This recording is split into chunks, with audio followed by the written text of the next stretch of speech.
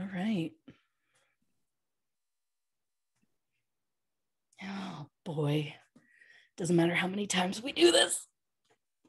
She is who she is. Oh. What's up, everybody? Welcome to another episode of True Crime and Cocktails Famous Fatalities Edition. I am your host, Christy Oxborough, and with me, as always, the judge to my Blanche, the reason we're all here, Lauren Ash. How you doing? I'm great. How are you doing? I'm here.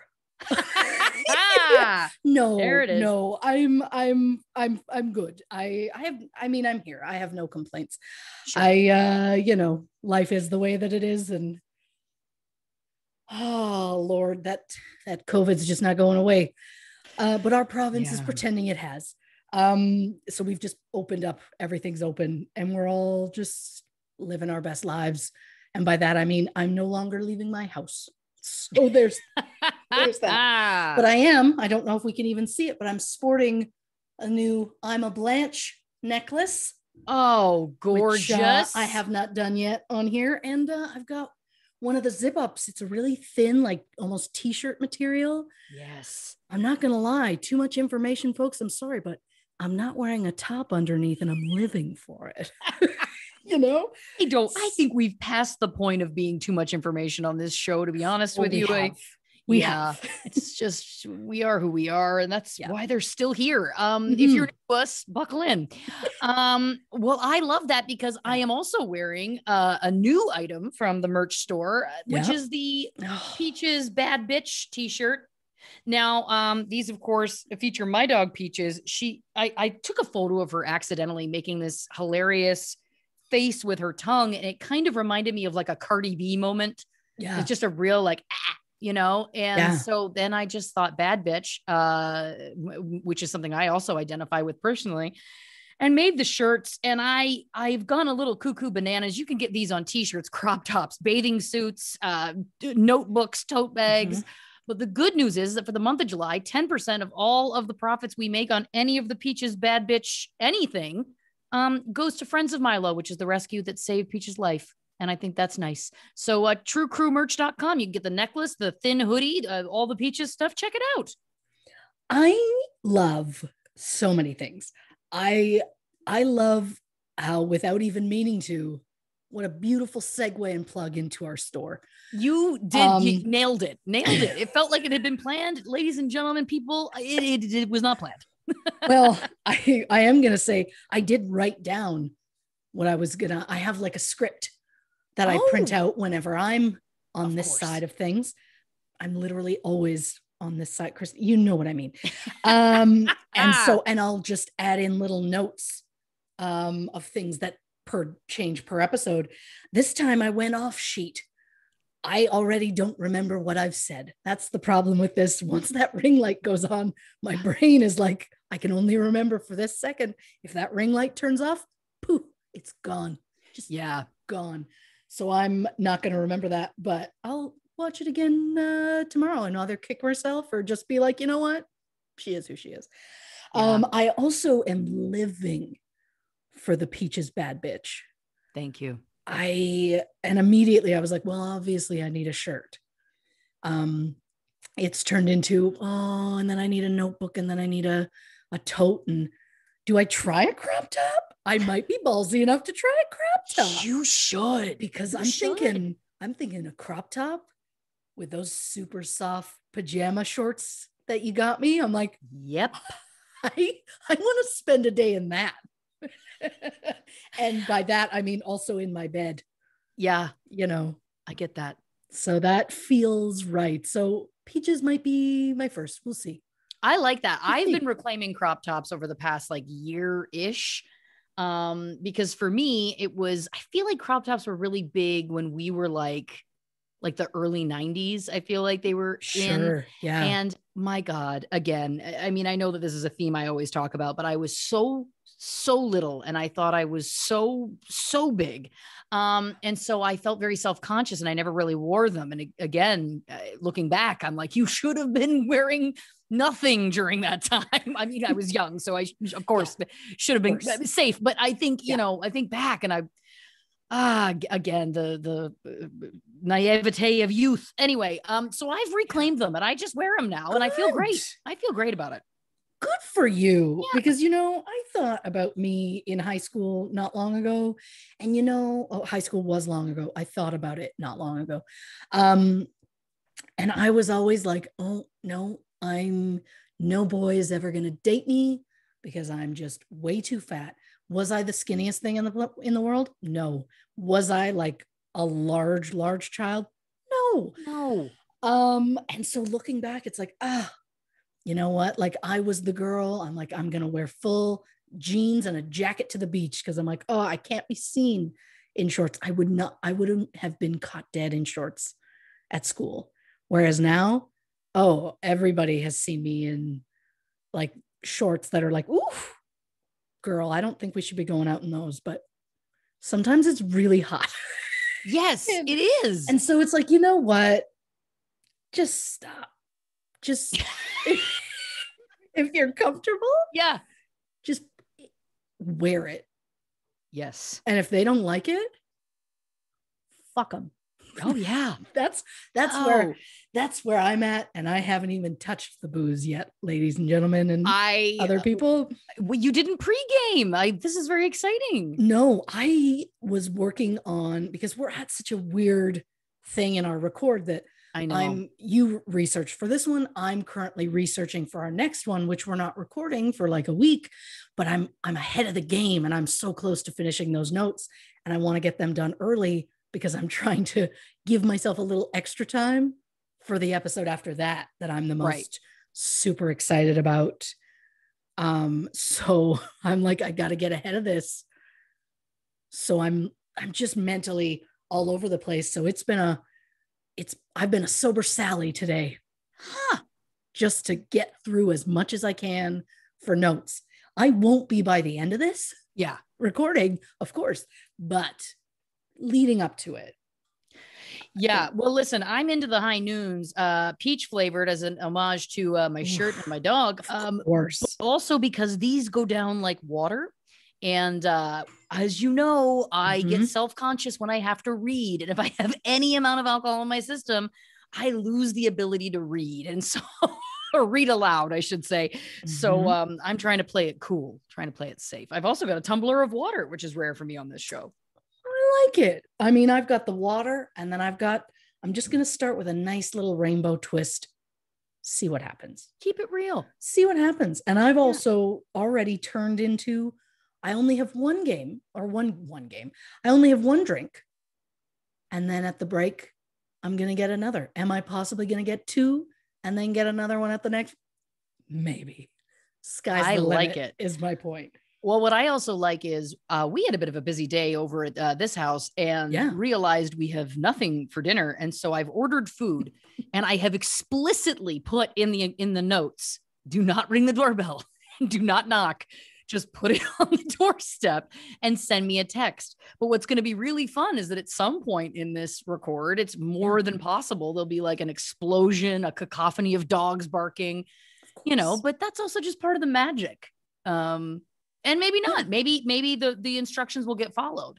I just find it's a 50-50 when you put any sort of instructions in a food delivery app personally. Yeah. It's kind of like having kids. It's like 50-50 on whether or not they're going to listen. Because of course.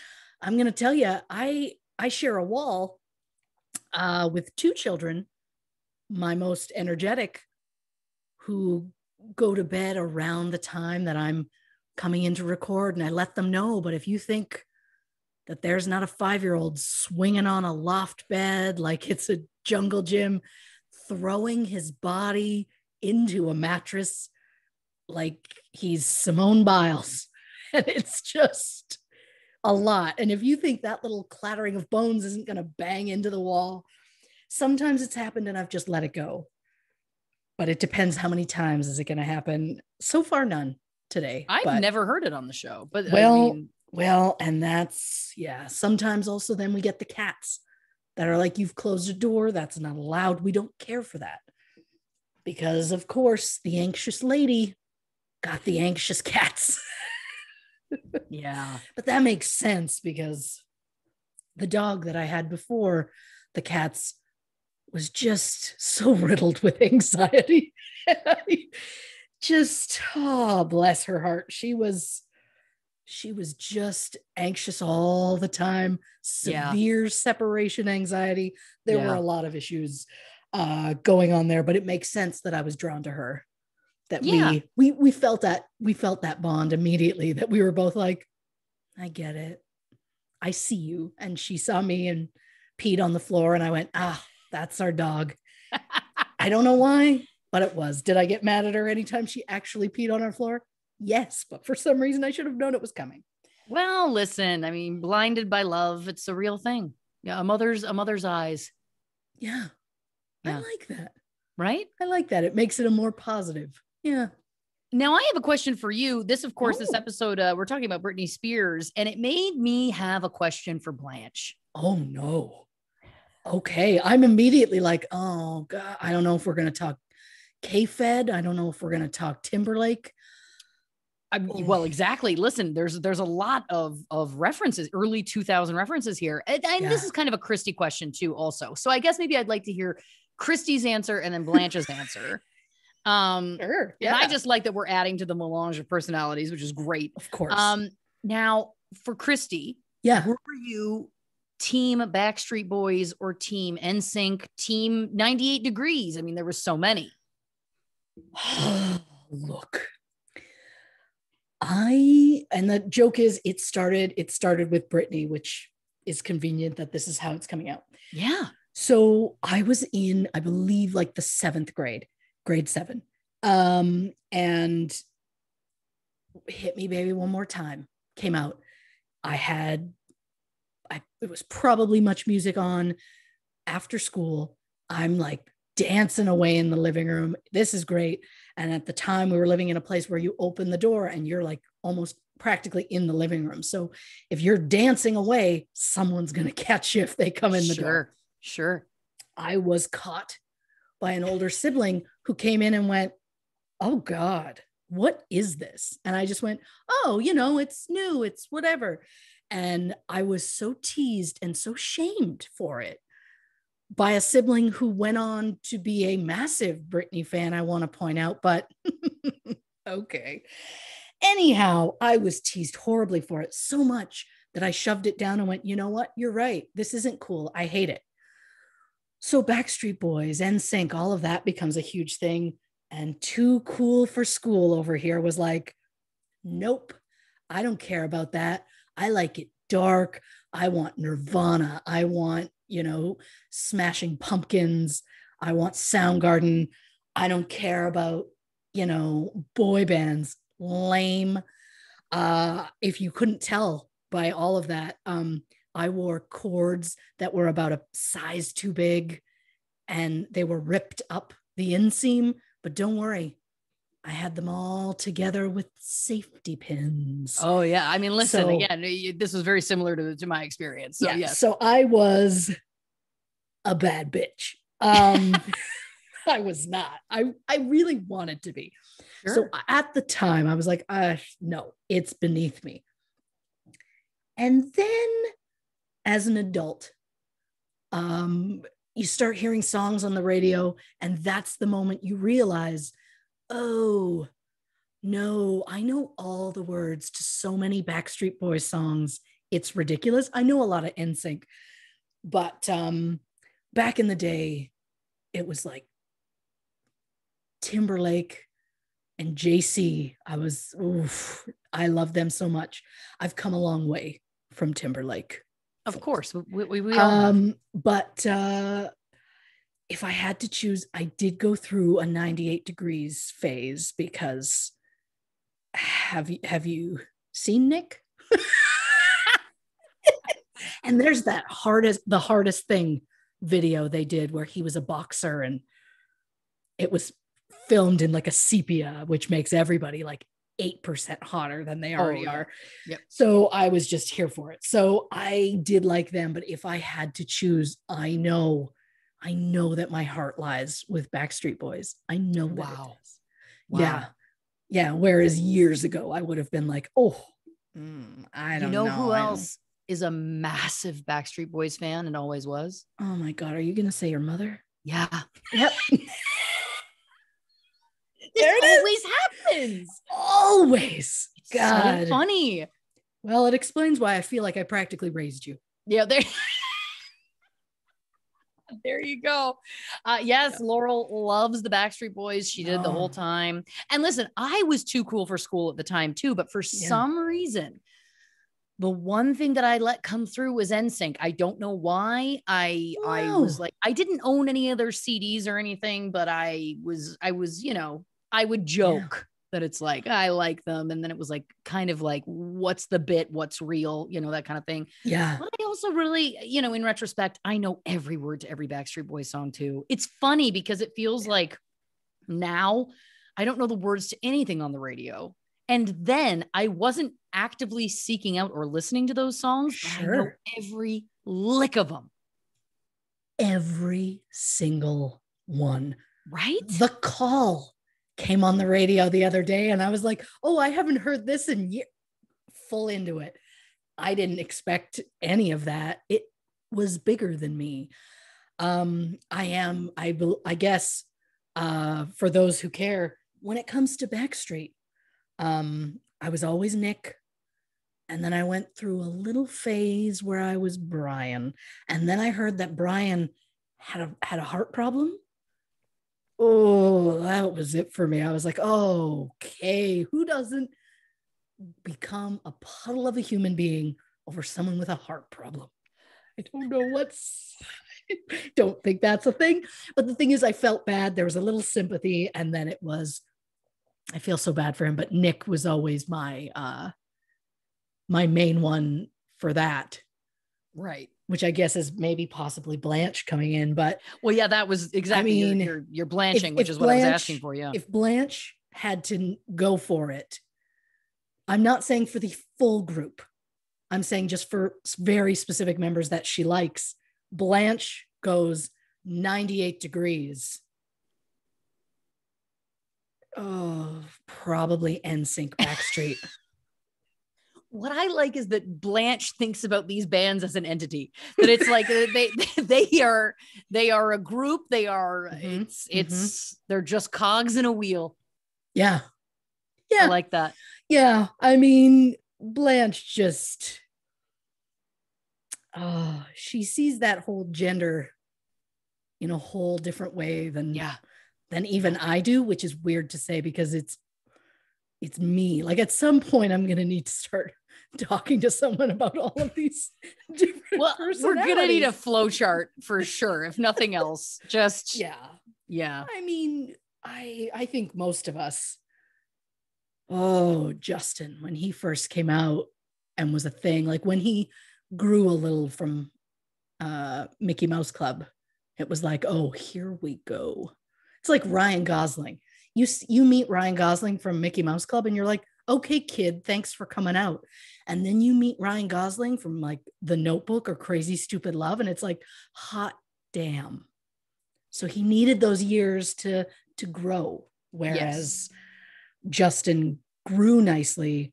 And then it turns out he's just trash. Well, yeah. Listen, I bet you do. And that's the thing. I didn't ever really think about him in a negative way.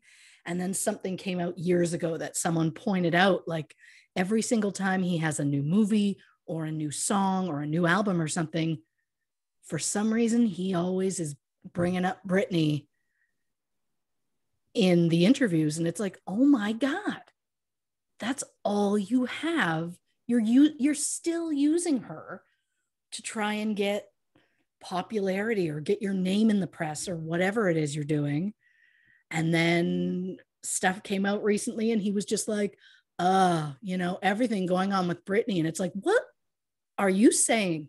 You keep her name out of your whore mouth and you move on. Yeah. I said it. I liked it a lot. I don't know what's going on for the girl who was, I mean, I love Britney, but I was like Christina Aguilera Dirty album. when everyone was being the cutesy pop, although I guess in my heart, the pop is always there. Dirty pop. Nope, that was just... It asked for it. Frankly, it asked for it. It did. That was me putting a stamp on the sentence and then quoting Justin, because that is Justin, isn't it? Yeah. Okay, well, fuck him. There it is. I love where this is starting, because I'm going to tell you something. It's not going to get better for the next 2 hours of your life in terms of anger at men, anger at JT specifically. I mean, again, like it's this is a journey into madness. Just know that. I'm ready to be angry at men. Oh, then this is the episode for you, my friend. Oh my God, yes. And I mean, have I been wronged by a man recently? Not that I can think of. My point is just all of the wrongs from the past multiple decades are all they're all coming out. Yeah, and some would say that the patriarchy wrongs each and every one of us every single day. That is a great point. I mean, again, I think deep down, there's always been feminism in me. It's just something about this podcast and that ring light that turns on that I feel like it's therapy. There's not ring lights in therapy. I don't know why I think it, but as soon as it goes on, I'm like, okay, it's therapy. So let's talk about why I'm angry at men today. I think that's healthy. Yeah. I mean, overall, I don't hate males. No, that's saying, not. But the patriarchy and men are two separate things also. That is true. That is true. Yeah. It's a construct as opposed to, yeah, exactly. Yeah. And I mean, there's something about a good 95 to 98% of the cases that we talk about involve a man wronging a woman in some way. It's not our intent to look for those cases. They're just literally right there. We can close our eyes and reach a hand out and we're going to touch one of those cases because they're statistically speaking everywhere. Yeah everywhere. Yeah. Well, I can't wait to get into angry I guess we're not angry about the monarchy. I was going to try the patriarchy about the monarchy again, but that's right. We're not angry about the monarchy today. We'll let the monarchy rest today for now. Yeah, but we'll be back, monarchy. You can count on it. I don't know if you can count on it, but it seemed good at the time. She has an energy that she doesn't know what's happening, folks. So this is what it is. So today we are talking Britney Spears, the story so far. She has written a very lovely synopsis for me. I'm going to try not to cock it up. We'll see how it goes. It's going to be great. In 2008, Britney Spears was placed in a conservatorship after being placed under two separate 5150 holds in 1 month. A judge not only granted her father, Jamie, a role as her conservator, but also allowed he and his team to forgo providing Britney with the usual 5 days notice required of a conservatorship forming. So while Britney was in a hospital under an involuntary psychiatric hold, she was stripped of all of her rights. And for the 13 years since, Britney has had no control over her own money, her healthcare decisions, the friends she keeps, or the jobs she does. She hasn't even been allowed to have an iPhone. And that's just the tip of the iceberg. While legions of her devoted fans have been trying to spread the hashtag Free Britney message for years, the rest of the world is starting to wake up to this now after Britney's stunning court testimony on June 23rd, 2021. So what exactly is a conservatorship? How did it just happen? Why can't she just get out of it? And is it possible the court system has ignored Britney's pleas because they want to avoid shining a light on a corrupt system that exploits and disenfranchises far more people than it helps? You can see the state of mind I was in when I wrote that. I think there's a reason we get along as well as we do. Yeah. Because we're essentially the same person because, again, I've birthed you, I guess. That's Feels what right. I've learned. Yes, the amount of comparisons between the two, it's just so funny. Yeah. Yes, thank you, Christy. I dove into this real deep. And I gotta say, I'm gonna try and get through a lot of information. I'm gonna try and get through it as quickly as I can. I want to give just a quick, right off the top, I'm gonna say this. If you're somebody who knows a lot about this movement, I promise you there's things I'm probably going to miss. There's details I'm probably going to miss for sure, because it is when you start to go down the rabbit hole of what exactly this is as a concept, but then also specifically about Britney, it is wild. Like it truly, I've been rabbit holing for like 2 straight weeks. So I just preface by saying I'm not pretending to be an expert, and there are people out there who definitely are. But I've done my best, and I'm going to try and hit on the points that I think are the most important / the most shocking / things that I definitely didn't know, because I feel like if I didn't know it, listeners probably didn't know it.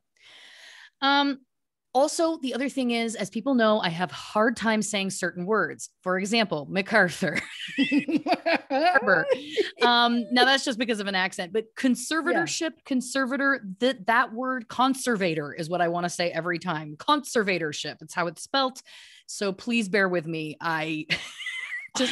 That's one that trips me up for whatever reason. I thought you were going to come in here and be like, because that's how it's supposed to be said. And I was going to be like, how many times did I just say it incorrectly? No, you said it perfectly. So that was a relief. Well, I can't wait for more MacArthur on the harbor, because that gives me life. Yeah. Well, listen, I don't know if there's any of those words in here, but stay tuned, because you never know. I can't wait.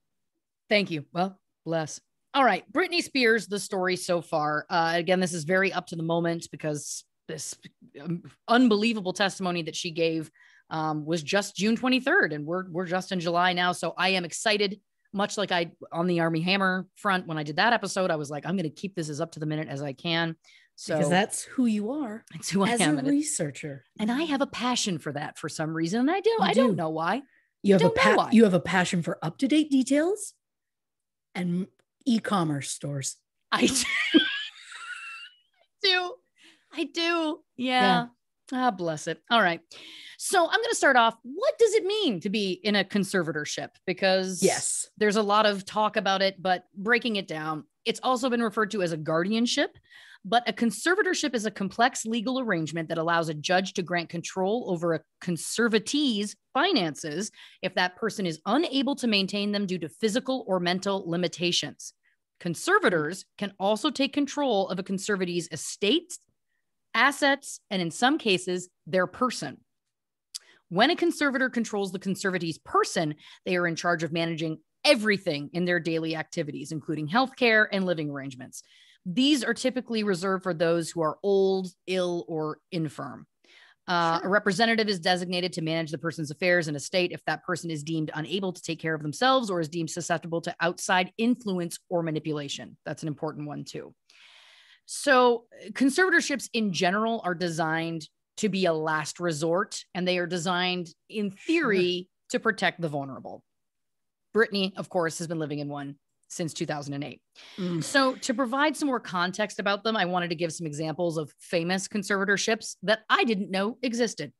So in terms of some examples of times where someone's health doesn't allow them to take care of themselves, 2013 famous disc jockey Casey Kasem was put under conservatorship after dementia unfortunately caused a decline in his ability to think and rationalize. Okay. It remained in place until his death in 2014. Now there was a lot of drama there.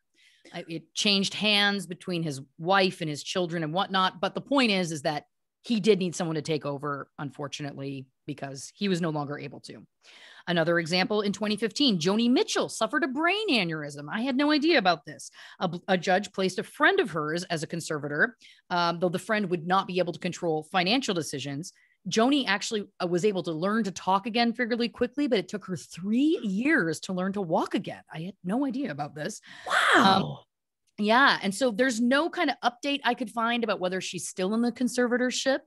the general consensus is that she's probably not. But what you're going to learn as we talk about this more and more is it's virtually impossible to get out of one once you get put into one. So, but again, that's another great example of someone who is unable to take care of themselves, at least in the short term, right? Yeah. There's also the instances, of course, where people are put under one because of mental health issues. Now, the Eagles bassist Randy Meisner volunteered himself for a conservatorship after he sadly lost his wife, Lana, in April 2016. He also had diagnosed bipolar disorder, had a traumatic brain injury, had also issues with substance use, and he felt he was unable to care for himself. And so he asked for one. And as far as anyone can tell, he's still under it and happy. It was like, I need help, basically. So that's good for him. Example. Sure. Yeah. And if it works for him and he feels taken care of and safe, great. 2014, there's that doorbell. What'd I tell you? 50-50 shot. We'll just let this finish because we can always cut this out. Thanks, honey. All right, Peaches is settling. All right. So, of course, also Amanda Bynes is another famous conservatorship. 2014, she was put under one when it was revealed she had bipolar disorder, substance use issues, and it was felt that she was no longer able to make decisions for herself. And her mother became her conservator. 2020, she joined Instagram specifically to explain her situation in an attempt to try and do what people have done for Britney Spears, trying to get out of her conservatorship. Under Amanda Bynes' situation, she can't marry her fiance, Paul Michael, and she can't leave the treatment center that she's apparently been living in. She tried to have the conservatorship removed last year in 2020, but the judge kept it in place. Again, we'll get into that later in terms of how hard it is to get out. Then there's, of course, instances where people are put under a conservatorship if they're deemed vulnerable to abuse or the mistreatment of others. Mickey Rooney, a very beloved, famous actor, very sadly, in his elder years was being abused by his 8th wife, Jan, and her son, Chris. They stole money from him. They abused him by withholding food and his medications from him. Oh my God. Yeah. An attorney of his had to file for a conservatorship to have someone else in his family kind of step up. But by that time, unfortunately, they had taken $400,000 from him. So they got the conservatorship in 2011, along with the restraining order. 3 years later, in 2014, he passed from natural causes.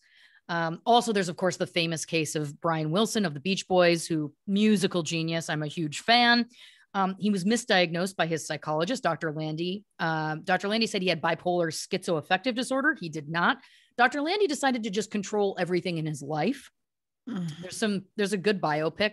John Cusack plays Brian Wilson. It's actually really, really good with Elizabeth Banks. Paul Dano, check it out. I can't remember what it's called. It's a very good movie.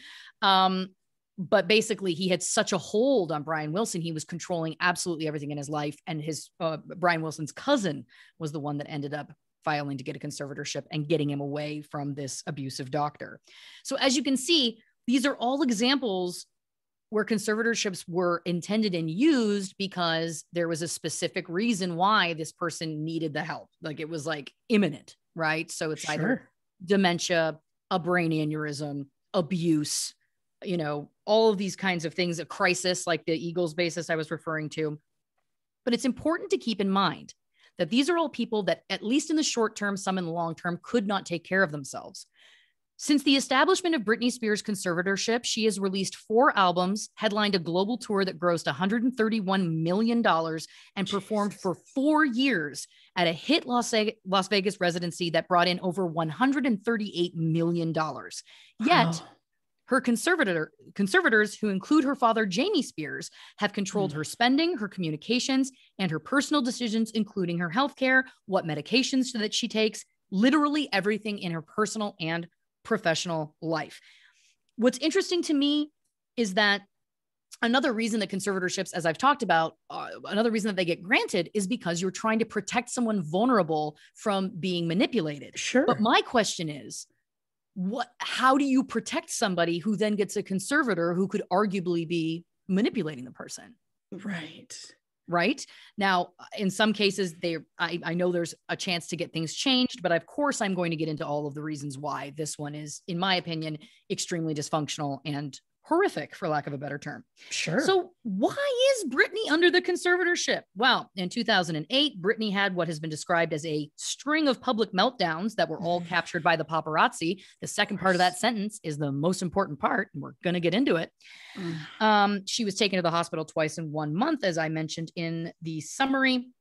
And after a judge viewed a sealed medical report that has never been opened to this day, it was determined that Jamie Spears, Britney's father, and an attorney named Andrew Wallet, unfortunate name for a lawyer, isn't it, would be her conservators. Many thought this was a temporary conservatorship, but now 13 years later, it is still in place.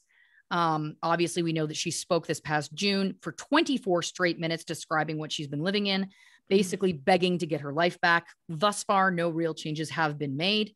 I think this case is extremely important, not only to keep the conversation alive, to get change made specifically for her. When you start to hear all about this, it's wild and horrific, but also because this is setting dangerous precedents. The point that I want to hit right now, and I'm going to hit on it again, she informed the court in June that she had an IUD implanted in her against her will because the conservators won't allow her to have more children. This is Handmaid's Tale shit. And if people think that's a dramatic statement, it's not. No. There is absolutely no reason why a woman who is well enough to tour, record albums, does not have dementia, has not had a recent brain aneurysm, there is absolutely no right that she should not be able to decide to have children. That is her right and her right alone. Yeah. And I think that we, again, for the bigger picture here, letting this slide not only does a disservice to her because she's a human being, but it does a disservice in the bigger picture. That is something that cannot just be like, well, no, to me, it's terrifying where that could go long term. The only person who should be making a choice on what a woman does with her body is that woman. 100%. But when we start to get into all of the things she's not allowed to do with her body, buckle in. So here we go.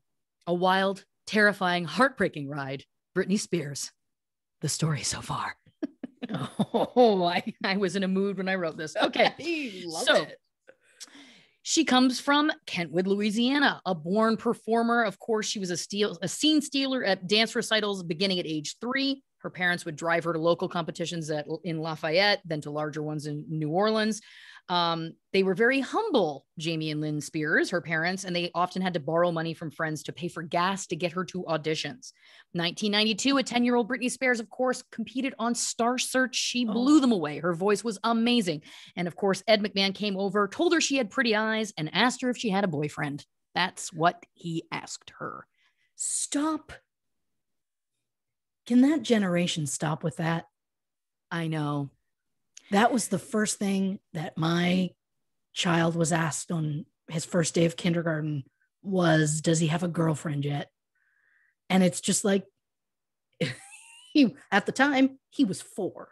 So I'm like, let's maybe not. Let's stop. You don't realize you're doing it, but let's stop sexualizing children. Thank you very much.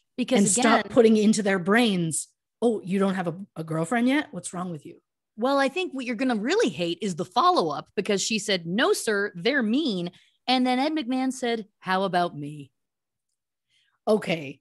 1, disgusting. 2, Britney knew then what I'm sure she knows now. They're mean. Yeah. And again, it's like, this is literally, it's so chilling to watch that clip now, because it is the beginning of what has been her entire life. It started then.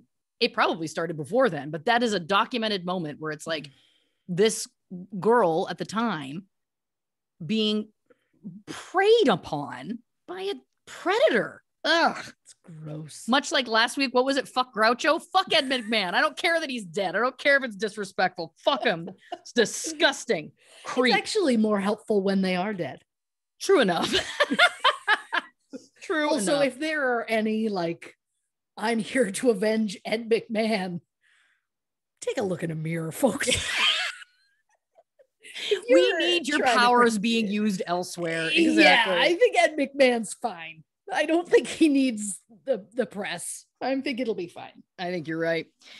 After this, Britney and her mom took the train from Louisiana to New York City to meet with a child agent named Nancy Carson. Nancy says that Jamie Spears was mostly just concerned about how financially it was going to all happen.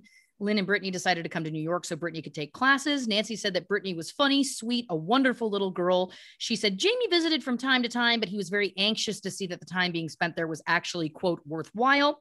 Brittany did book an understudy role on Broadway and then obviously was cast on the 90s version of the Mickey Mouse Club. After that show ended, Brittany went home to Louisiana for 2 years where she led a normal life. She played basketball. She went to a normal high school. Everything was normal. Then in 1997, when she was 16, Brittany signed a 6-album deal with Jive Records, thanks to an entertainment lawyer named Larry Rudolph, who of course went on to become her manager. Lynn then asked a longtime family friend named Felicia Culotta if she would be Brittany's chaperone. Lynn and Jamie had Brittany's sister, Jamie Lynn, whose name will never not be weird to me because it's just Jamie and Lynn Spears' first names shoved together, which feels so narcissistic to me. I can't. So it was like, we're going to be done having kids.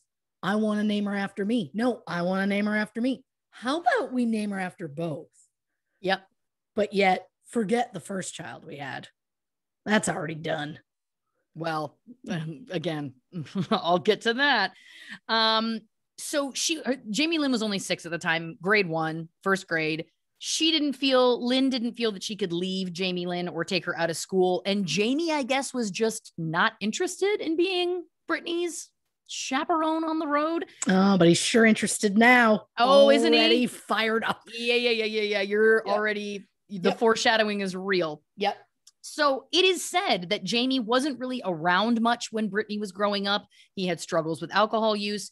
He tried many times in many different professions. He apparently was working in construction, as a welder, as a cook. He tried to open a gym. Eventually, he filed bankruptcy. Many said that he just never seemed to be a real part of Brittany's life, which does seem evident if Lynn chose a family friend / acquaintance to be her chaperone on tour rather than her own father.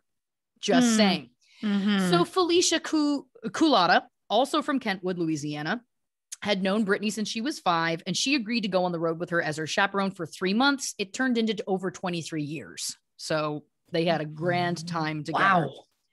Brittany and Felicia go to New York to meet members of the record label Jive Records. One of the people they meet is a woman named Kim Kamen, who was senior director of marketing there at the time. Kim says she was impressed at how serious and focused Brittany was.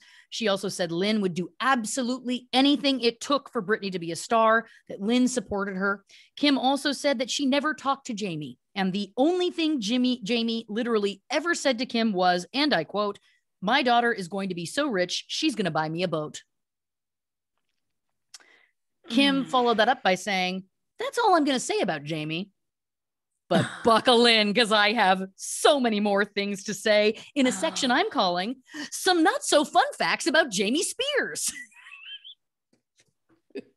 Oh boy. Yep. Okay. Mm-hmm. So James Jamie Parnell Spears was born in Kentwood, Louisiana, to his father, June Austin Spears, and mother, Emma Jean Forbes Spears. So here we go. 1966, Jamie is 13. His mother, Emma Jean, died by suicide on the grave of her infant son. The infant had died 8 years prior when he was only 3 days old.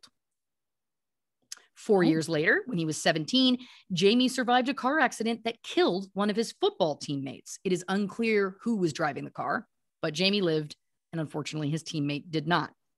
Wow. From 1972 to 1975, he was married to a woman named Debbie Sanders Cross. They remained friends after their divorce, but it should be noted that in 1974, while they were married, Jamie was arrested on drug charges and driving while intoxicated charges.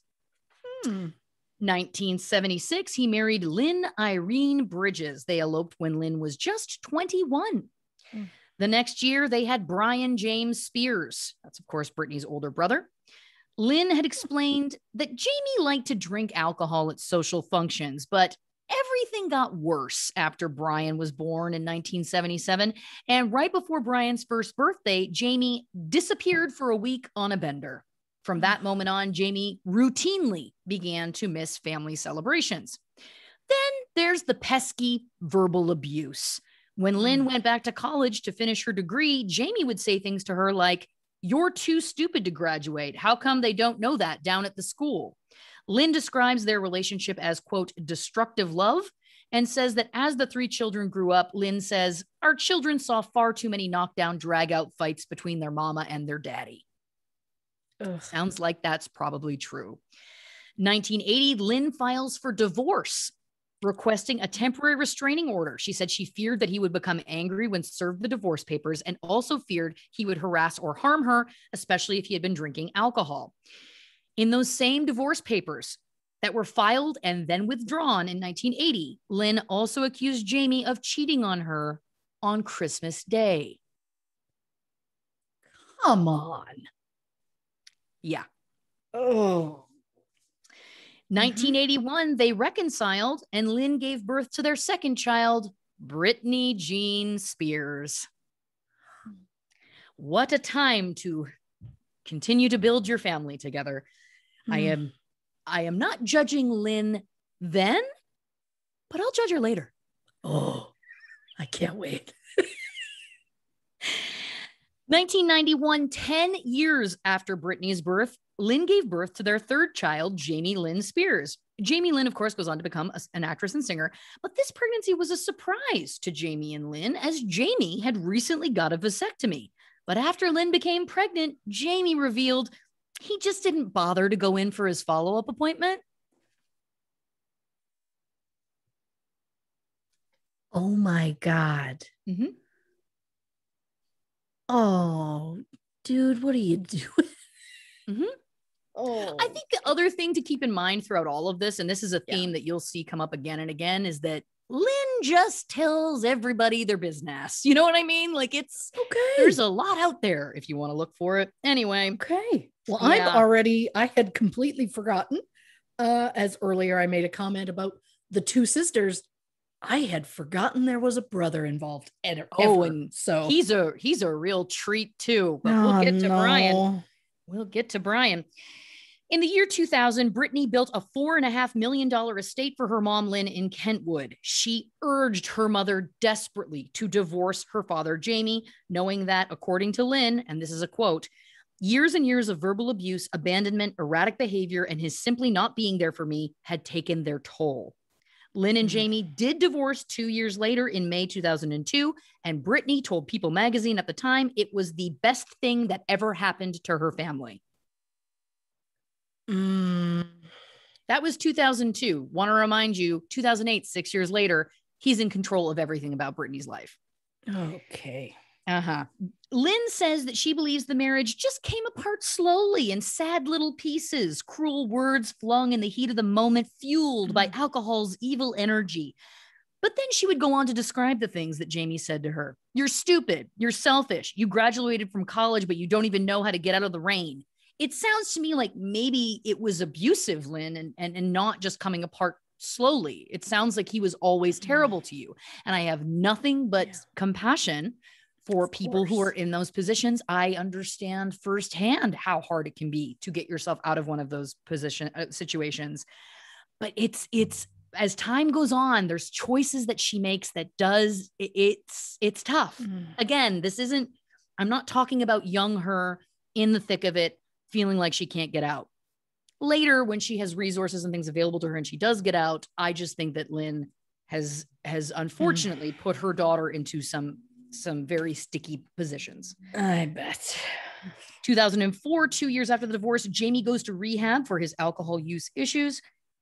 Jamie and Lynn then reconcile without remarrying in 2010. They were still together in 2014, but apparently completely split by 2020, although none of that has been confirmed.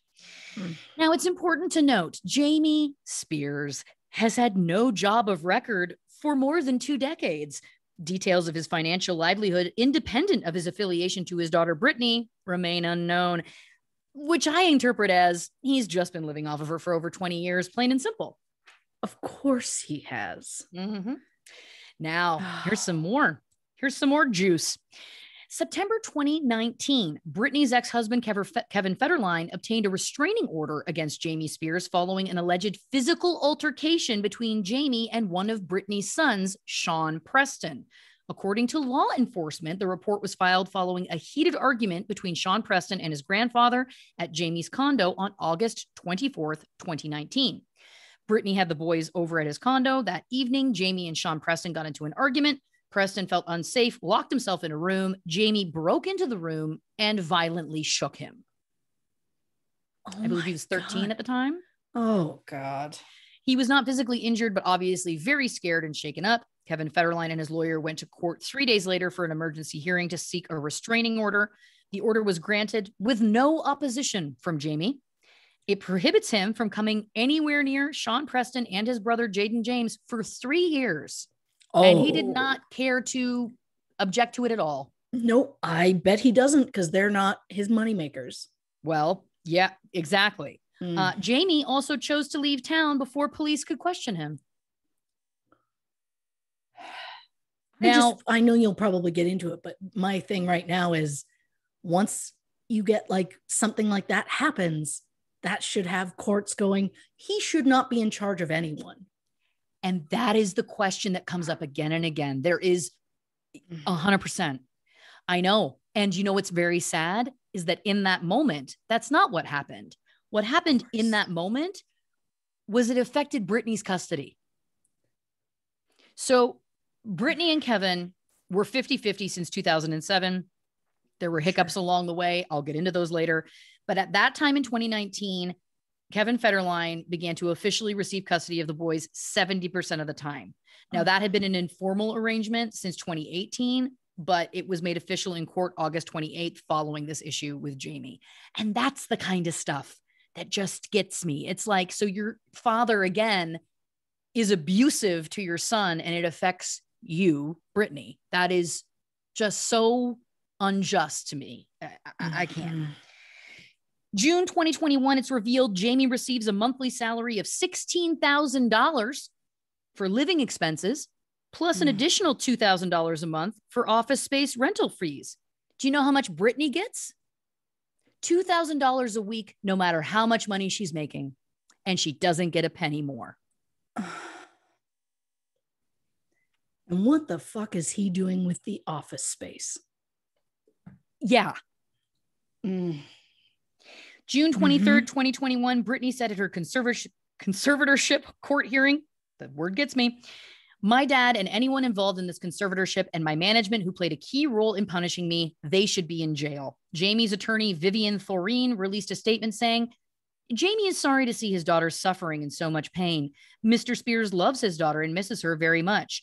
Vivian Thoreen also said in a statement to People magazine earlier in the year, if Ms. Spears wants to end her conservatorship, she can ask her lawyer to file a petition to terminate it. She's always had this right, but in 13 years, never exercised it. You glib monster, Vivian. Whoa. How dare you? This girl isn't even allowed to have her own iPhone. She's being kept on medications that are against her will. How dare you suggest it's like, well, she just has to ask to get out. If it was that easy, don't you think she'd be out of it already? Come on. Yeah. Stop. I also have so many questions that I do not want the answer to. I have the question. I just don't want the answer. Specifically about the IUD.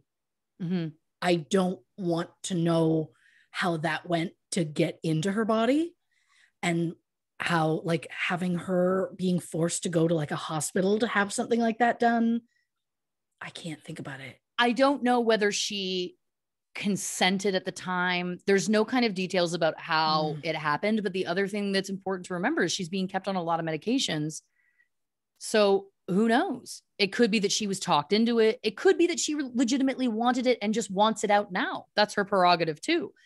I don't know, but it's definitely being kept in against her will. And that's just, and then of course you're right. There's also the possibility again, that it's like, did she just wake up that way? I mean, yeah, that's very dark to think about. And truly nothing would surprise me at this point.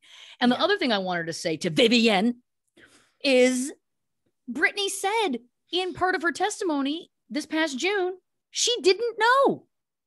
She said to the judge, she apologized. She said, I'm so sorry. I didn't know. I didn't know that I could ask. I didn't know that I could. She didn't know. And why would she? It's in no one's prerogative to tell her. And we'll get into the fact that she was never allowed to choose her own lawyer. She's been only having a court-appointed lawyer that was chosen for her, who is rumored to be in Jamie's back pocket, being the one who's advising her. And there's so many opportunities where she tries to get a lawyer and gets cut off. So my point is, again, to just say it's like, well, she could have exercised that right at any time. Bullshit. And again, Vivienne, I hope that if there is karma, you will have some coming back to you. I think that's just so shitty. Yes. So, I also don't like the fact that she felt the need to apologize. Neither do I. For something that was not her fault. She doesn't need to apologize for anything. If you hear that sound, it's a blanket in the dryer getting ready. It is. There's nothing I wouldn't like more than to get to her house and just wrap her up. You know what I mean? Come on. Come on, get in the blanket. Let's go. What I'm learning is we need to start a tour. We need to write down places. Yes. Unfortunately, so many are dead. So I guess it's going to be a really short tour unless we get that time machine. And then we're going to have to write a lot of dates and find access to warm blankets unless we put a dryer in the time machine. I was just going to say it can be a part of the motor for sure. This future writes itself. I want to go on a True Crime and Cocktails tour. We can maybe do a live. Yes, we can do a live episode. Yeah. In different years. Yeah. See how we test out in the 80s. Probably not well. And then, because all of our references, they won't understand. They won't get them. Yeah. We'll kill in the 90s. And then we just make our way through time, giving out those warm hugs that are long overdue. Yep. Oh, yeah. Believe me, by the end of this, there's not going to be enough blankets. That's all I'll say. Oh, no. So the other thing to know is that newly obtained records have shown that Britney has been trying to speak up through communications with the court as early as 2014. At that time, in a hearing closed to the public, Britney's court-appointed lawyer, Sam Ingham, we'll get into more about him later, said that Britney wanted to explore removing her father as a conservator. She also told a court investigator who wrote a 2016 report that her father was obsessed with her and wanted to control everything about her. Mr. Ingham also told the judge later that Britney was afraid of her father. So again, I'm just like, if she knew that she could terminate it and file a thing, I'm sure she would have tried. And also, why does none of this matter? But again, it's just the rage is real. So I digress. Back to 1998. Hit Me Baby One More Time. Huge. Britney says overnight she's massively famous. This is boy band time. It's important to note she is the first girl who really broke through during this time. She's considered a phenomenon. Felicia, her chaperone, said that the first Christmas after she broke, Britney went home to Kentwood, took out $10,000 in $100 bills and just went around giving them to people saying, "Have Merry Christmas." Not trying to get credit for it, just wanted to spread some cheer, which I think is a lovely story and speaks to her personality. Many say that she seemed very approachable to her audience so that the audience felt they couldn't connect to her. She was basically the True Crime and Cocktails of the pop world. I couldn't get through it without laughing. I wrote it in my notes. That's the other thing. I was like, yeah, this is good. What a dink. So one of us is Britney and one of us is Spears, and I'm here for it. I love it. I'm here for it. So something important to remember about this time is that 1998, the Clinton Lewinsky scandal was huge. Oh, okay. America was talking about sex, about sexuality, and also slut shaming in ways that was unprecedented. I also want to give a negative shout out to Jay Leno for being a truly horrific monster when it comes to Monica Lewinsky. He went in a lot harder than most of the other talk show hosts did and was just unrelenting. And I'll also say from firsthand experience, I won't get into it, but not a warm hug of a man. So he's on our shit list. I'm going to start writing down shit list members. Thank you very much. Keep it going. So the way that reporters would speak to Britney Spears, who was still a teenager, it's important to remember, was egregious. One interview, a male reporter asked her, said, and I quote, "Everyone is talking about it. Your breasts. You seem to be mad when people bring it up." She was 17. And it was just going on all the time. So much conversation about her virginity, so much conversation about her saving herself till marriage. It was it was as big as anything else about her. And then, of course, she did the Rolling Stone cover where she was in underwear and a bra or like little shorts, and she was holding the Teletubby talking on the phone. And that threw people into a tizzy because it was like, she's sexual, but she's acting like a child, but she's a virgin, but she's whatever. And again, like I just feel like she got so thrown to the wolves because she was the first one. They were experimenting about like, how do we market this? We've never done it before. And I have read that Larry Rudolph, her manager at the time, was the one who came up with the virgin saving herself till marriage story, which, by the way, was never true, ever true. That was confirmed later in Lynn Spears' memoir, which I'll get into in a little bit, that Britney lost her virginity when she was 14. So not that that's anybody's business, by the way. And I hate that it's a part of the conversation, but I think it's important to note here that not only was it being put upon her that she had to present this image that wasn't her, her parents knew and were culpable. Why did Lynn sign off on that? You know what I'm saying? Like, these are the times where I'm like, Lynn, I have judgment for you, because it's like, why were you okay? Why didn't you put your foot down and say, why don't we not make that a part of the conversation? You know? Yeah, she is absolutely a product of what the media made her. 100%. 100%. I mean, I know we're going to get to her breakdowns, but which in real time, when they happened, I was like, whoo, what's going on there, Britney? And now I'm like, I get it. Oh, and believe me, reading it now, and I'll get into all of it, but it's heartbreaking now through the lens of 2021. Yeah. It's like, oh my God, everyone failed her. Everyone did. We're all culpable. You know what I mean? Like I really do believe that that's true. Yeah. Enter Justin Timberlake. Now, obviously they had met doing the Mickey Mouse Club when she was 11, but now they started dating. They went public, making their relationship official in 1999. And it was huge. It was the closest thing that America had to royalty. Still, she was constantly being asked about sex. Is she waiting till marriage? She stood firm. Yes, I'm waiting till marriage, etc. 2002, she and JT break up. A lot of people close to her say that she had a really hard time with that breakup. A lot of her identity was being a part of that golden couple. And to make matters worse, JT went ahead and took a hold of the narrative, saying that she cheated on him. So Cry Me a River, his single, of course, really vilified her. A complete male revenge fantasy. And might I add, the implication also, not only that he cheated on her, but was also that she had lied about being a virgin, right? So he's now strung her up publicly in so many ways. JT goes on a radio show called the Star and Buck Wild Morning Show, which sounds real great. They asked him point blank, did you fuck Britney Spears? And he said yes. Of course, in the moment, they cheered for him. Shortly after that, he appeared on the cover of Details magazine with the quote, at least he got into Britney's pants. At the same time, the wife of the governor of Maryland at that time said, if I had an opportunity to shoot Britney Spears, I think I would, because she was so mad about Britney, you know, being sexy and lying about saving herself till marriage. She set a bad example. So while the world is cheering for Justin Timberlake, the same world is torturing Britney Spears. And there's also been lots of speculation, for the record, that JT either was the one who actually did the cheating or also cheated on Britney. And of course he did. And that Britney just has never gone public with it, like out of respect to him.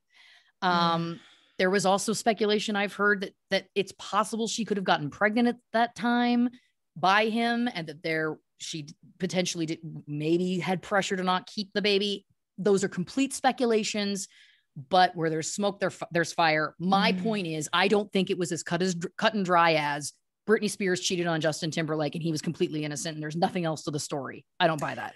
Also, because if I may, once a cheater, always a cheater. And I think Jessica Biel can attest to whether or not Justin Timberlake keeps it in his own pants. Spoiler alert, he doesn't. Yeah. Well, add that second blanket to Brittany's pile. Again, our budget on blankets is going to get blown big time. But we'll also put our name. We'll have our name stitched into them. So it's also a little advertising for when we leave them in different times. Oh, yes. Throughout time. Mm-hmm. There's just going to be blankets throughout time. So if somebody remembers seeing one from their youth, we succeeded. Yeah, exactly. Exactly. Right now, DB Cooper is somewhere in some time picking up a blanket with our names on it. That's what I'm saying. What a dream. What a dream. Thank you. So after their breakup, for the next 2 years, Brittany just throws herself into work. Dance rehearsals, studio sessions, photo shoots, stadium performances. A makeup artist named Julianne Kay, who worked with Brittany at the time, said the schedule just got crazier and crazier. She also said Brittany would have what she could describe as little breakdowns. She was always crying, saying things like, I just want to be normal. It's also said that Brittany would blow off steam by partying. She did smoke weed. Some say she used cocaine, took Molly with her dancers, partied, but the tour kept getting bigger. More and more people took a dozen buses to take the whole crew around. They were filling entire hotel room floors. And by the way, it's nobody's business if she was doing drugs. A lot of people at many ages do those kinds of drugs. So to me, again, trying to paint her in a negative light, I'm not going to stand for. No. 2003, Brittany does a quote, no holds bar interview with Diane Sawyer. And she questions Brittany about Justin Timberlake so hard. You broke his heart. You caused him so much pain and suffering. What did you do to him? It's like, why was that the narrative? It's wild to me. That no one was talking about how he treated her and what Cry Me a River did at that time to her. In that interview, Brittany breaks down crying, saying she had a really hard year. Watching this clip is gutting to me. She starts talking about how she was just embarrassed. And that's something I've seen come up so many times through my research. There's been so many times that she talks about like, oh, I'm so embarrassed. Like she has this real fear of looking foolish or being embarrassed. And that again makes all of this entire thing so heartbreaking, even more so than it already is. Around that time, Brittany had also said she always wanted kids and a husband and that music was just for fun for her, that maybe she would continue to do it on the side, but her real dream and focus was just to have a family. Take my heart out of my chest and put it on the ground and stomp it because it is just heartbreaking. So that in mind, January 3rd, 2004, Brittany married her childhood friend, Jason Alexander, in a Las Vegas chapel. They were married for 55 hours before it was annulled. I want to comment on this because I remember being that age. And I remember there was a time when I drunkenly suggested to a male friend, just like this situation with her, that we should just go and get married. And so I feel like I can really relate to her on this. And the reason why is because at the time, the people in her life blamed the alcohol and the drugs. Oh, she's so messed up that she's making these bad choices. And what I want to say is that is not the problem. The problem is a deep loneliness. And I think for her, she so desperately wanted love and security and a person, a constant, something stable. I think that those underlying issues were what kind of precipitated this. And the drugs and the alcohol can make you bold and make you whatever, but that's the drugs and the alcohol. I'm like, that's not the issue. There's something else here. And again, I speak to this as someone who, again, I feel like I can relate to this. Now, the difference with me is that I went down a different path and got into therapy and you know what I'm saying? Like, unfortunately, that did not happen for her at that also time. Says a lot with your comment moments ago about she just wanted to be a mom and have kids and maybe music would be on the side. So was it a thought maybe where it was like very tempting to her of if I get married and have kids, then I have a reason that I can stop doing music that I want to stop. And also Jason Alexander specifically, this is a childhood friend of hers. She knows him from her past. He knew her before she was famous. I can see that mindset going like, let's just get married. Let's do it. It'll be an amazing story that we just got married on a whim and it all worked out. Again, I've wrote these stories for myself before when I was her age at that time. And no one picked up on it. And this is something that's going to come up so many times in this episode. So buckle in everybody. But those were the things I'm like, this is the time when an intervention needed to happen. because what happened immediately after that, that was January 2004, spring 2004, she meets Kevin Federline, a dancer at a nightclub. They dated for 3 months when they got engaged in July of 2004, and they were married in September 2004. So to do the math for you, the time from them meeting to getting married, less than 6 months. Oof. Okay. Again, this speaks to the exact same thing I'm talking about with Jason Alexander. She slowed it down a little, but it's the same core issues to me that are not being looked at, right? I get her. And I'm not saying this from a place of judgment. To me, it's just like, why was nobody going, oh my God, Britney has gotten married twice in less than a year to men that she either wasn't dating or dated for a very short period of time. We should check in with her on what's going on inside. Where is she emotionally? What's happening? Yeah. Nobody did that because guess what? All they cared about was the money, because she didn't want to have a prenup. And Lynn lost her mind being like, I cannot let her fortune potentially be torpedoed by Kevin Federline. And so to me, again, they've missed the point, which happens again and again and again with all of this. But I think that if they had stepped in at this point, things could have gone a lot differently, but they didn't. All they cared about was the money. So they made the marriage contract be delayed. It wasn't signed until a month after the ceremony. Kevin Federline did legally agree to limit his stake to Britney's estate. Britney was happy with all of it. 2 months after they got married, she wrote on her website, I've had a career since I was 16, have traveled around the world and back, and even kissed Madonna. The only thing I haven't done so far is experience the closest thing to God, and that's having a baby. I can't wait. That's her truth. To me, right there. Yeah. Kevin Federline later told Us Weekly, our life was running at 150 miles an hour. I'd walk into time, said Paris Hilton had to explain to Britney what Google was and how to use it as a concept. The fact that it was Paris Hilton. I know. As the teacher. No offense, Paris. Listen, she's been around the block too. Oh, yeah. Not as badly, but man, her story is also wild. That school that she got put into. Oh my God. Oh, did you not hear about this? I did not. Oh, yeah. Like it's basically is being a bad girl, quote unquote, terrible term. Shouldn't use it. I'm saying that that's the term they were using at the time. Sure. Not my term. Partying too much, all of that kind of thing. Sure. They send her away to like reference that in her testimony, June 23rd of this year, as an example. She's like, I heard Paris's story and I didn't believe it because it's Paris, and she, you know, it's Paris Hilton, whatever. And Britney making the point that she's like, I understand that people don't believe that this is happening to me, which again, the self-awareness, that is not somebody who is not in their right mind. She is clearly very lucid and very articulate and smart. Anyway, okay, I'm going so far off my notes. I love it. So some places, not Us Weekly, obviously, but some places were paying up to $1 million for photos of Britney at this time. Okay. Daniel Ramos, a paparazzo at the time, who prefers the label celebrity videographer, but we're going to call him a paparazzo because he's part of the problem. He says Britney liked the paparazzi at first. He says that they needed each other. I think that she was just being polite, and this is literal sexual assault mentality, where it's like, well, she must have liked it because she didn't blatantly get mean to me and scream at me to stop. So after having her first baby, Sean Preston, who she had 10 months after she and Kevin Federline were married, the narrative that Britney was an unfit mother came out almost immediately.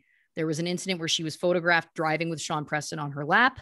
And a few months after that, when she was visibly pregnant with her second child, she was walking, holding Sean Preston outside a hotel in New York City. She stumbled. Of course, there's photographers everywhere, so they all caught this moment, made it look extremely dramatic. The paparazzi kept shooting. She ran into a cafe, and there's a very famous video and photo you can see where she just started cradling Sean Preston and sobbing because it was like they just wouldn't stop. They wouldn't leave her alone. And even when she tripped, again, this is someone we know who has communicated. She has this fear of embarrassing herself. Yeah. My God, my heart, keep kicking it on the floor. 2006, piece of shit, Matt Lauer interviewed her, asking her about the driving incident. She explained that she had gone to Starbucks. She was scared. The baby was crying. The paparazzi were banging on each side of the car. She panicked. She just wanted to get out of there. She said her dad drove with her on his lap as a kid. And of course, Matt Lauer pushes her saying, well, you know, it was dangerous. People think it was dangerous. And people are saying you're a bad mom. At this point, she just says, well, that's America for you, which I commend her that she was just trying to deflect. I will say this. Quick side note. I have had some friends in the past, you know, wacky Hollywood career that have paparazzi that follow them. And I have experienced a very minute amount of it, but I have experienced it with them. And I will tell you, I know that you're the stories, whatever, but it is incredibly scary. It is incredibly aggressive. They will get between you and your car. You will try to open the door. They will not move. They're trying to make you mad. They're trying to upset you so that you'll make a face so they can get a photo of you making a face. I feel for her, having experienced like so little of it so few times. The idea of dealing with that to the extreme that she was under for the time that she was under, to the point you made before that we're going to make again. Yeah, guess what? It took a toll. And any human would have snapped eventually. Yes. Period. Full stop. And when we get into what else was going on at that time for her, get the blankets. So Britney has her second child, Jaden James, September 2006, very closely after Sean Preston. 3 weeks later, Kevin Federline takes a private jet to Las Vegas to party with his friends. Oh, fuck off, Kevin. I love that so much. Britney files for divorce in November, reportedly notifying Kevin Federline by a text message. At a nightclub, he scrawled on a bathroom wall, "Today I'm a free man. Fuck a wife. Give me my kids, bitch." I got your kids right here, Kevin. And they're called my right and my left. Yeah. And they're in your throat. Yep. Oh, yeah. So Britney files for divorce. She also files for sole custody of the kids. The next day, Kevin also files for sole custody of the kids. While the divorce was being adjudicated, they divided their parental duties. It is imperative that we remember Sean Preston was a little more than a year old, and Britney was still breastfeeding Jaden at this time. This is a young infant, okay? Because they're splitting parental duties, that means that she's not with them all the time. And she hated it. She wanted to have her babies with her. She wanted her infant with her. That is biological. She hated being at home without them. She said in a documentary that was made years later, she didn't know what to do with herself when she didn't have them with her. Lynn Spears talks in her memoir called Through the Storm that she thinks Britney had postpartum depression. Yeah, no shit. Sure she did. But also, I'm going to say maybe it was exacerbated by the fact that she had an infant taken from her all the time during that time. Come on. Jaden was born in September, and this is November, December. Oh. That is a little baby. Yeah. So again, she doesn't know what to do with herself. So on her nights, she doesn't have the kids. She ends up going out partying, which, by the way, is nobody's fucking business and is her fucking prerogative. And you know who else was doing the exact same thing? Kevin Federline on the nights that he didn't have the kids. But guess what? Guess who got it bad from the press, and guess who nobody gave a shit about? That's right. They ripped Britney apart for going out, and nothing was written about Kevin Federline going out. Their Us Weekly published a full-page photo of Sean Preston with the headline, "Mommy's Crying," written over it. The narrative in general in the press was, oh, I guess she's paying the babysitter overtime. Again, no, the babies were with their father, which was court mandated. It was not Britney's choice. She didn't want it and was trying to do anything to take her mind off of it. That's how I interpret it. And of course, nobody said anything about Kevin Federline doing the exact same thing. Britton Stone, you remember the photo guy from Us Weekly? He said people were fascinated with Britney's unraveling. But then he goes on to say that the goal with the photos Us Weekly ran was never to be negative about people, but to enjoy their lives in an aspirational or relatable way. And I'd like Britton Stone to go fuck himself.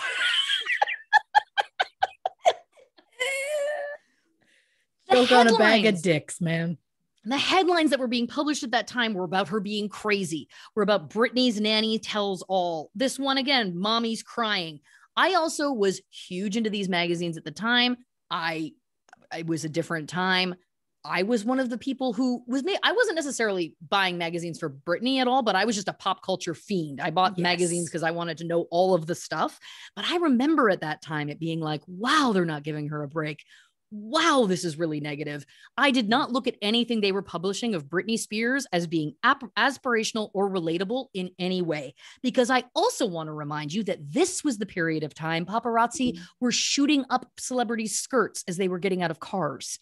And this was the time that a paparazzi shot up Britney's skirt and the photo sold to TMZ, who put it everywhere. It was her vagina. She was not wearing underwear, which, by the way, I hate wearing underwear. It's nobody's business. And if anybody has any opinion about whether or not she should be wearing underwear with a dress, you know what I'm going to say to that is we should be able to live our lives without having to worry that a man is going to stick a camera between our legs, photographing our genitals. We should be able to live that way. We should not have to wear underwear under a dress, period. So keep in mind, this is everything that's going on at this time. Her vagina, a picture of her vagina has gone viral on the internet. No. She's not seeing her children. She's potentially going through postpartum. She has a little infant that she's still breastfeeding that she can't see all the time. Okay. It's chaos everywhere she goes. The paparazzi are getting so competitive. They're getting into fist fights trying to get pictures of her. So much money was at stake.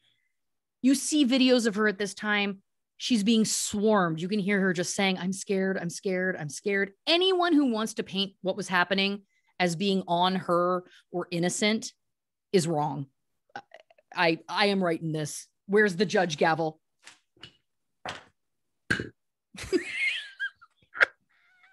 Sorry. Yeah. There's no opinions about this. No. I'm not open to opinions at this time. That's my final ruling. So Matt Lauer asked her in that same 2006 interview, what do you think it will take for the paparazzi to leave you alone? She said she didn't know. She starts to cry, saying she wishes they would just leave her alone. It's, again, heartbreaking to watch. And it's so creepy now because it's foreshadowing for the rest of the story that we all know. February 16th, 2007 is the infamous night Britney shaved her head at a salon in Tarzana. The hairdresser refused to do it, so she did it herself. She said she didn't want anyone touching her anyway. It was later revealed this happened after she had driven to Kevin Federline's house, trailed by paparazzi, asking to see her kids, and he said no. All of the late night hosts at that time started making jokes about her. And I remember being a fiend of magazines at that time. I remember genuinely saying from a place of concern, I think if this doesn't stop soon, they're going to photograph her like killing herself in her car. That's what it felt like. Like there was so much pressure on her. It was so chaotic at that time. I was like, I could see that happening. And that's not me making a joke at all. I was like, this woman is being pushed to a point that no one would be able to survive, in my opinion. Daniel, the paparazzo, says, yeah, you can get caught up in the money and don't see what the celebrity is actually going through. Yeah, no shit. Understatement of the year. So 5 days later, February 21st, 2007, she once again goes to Kevin's house to try and see the kids. He once again says no. Sean Preston again, just over a year. Jaden James is about 5 months old at this point. I don't think that people stress that enough when they tell this story, and they didn't at the time. But I just wanted to ask you, do you want to, as a mother for a second?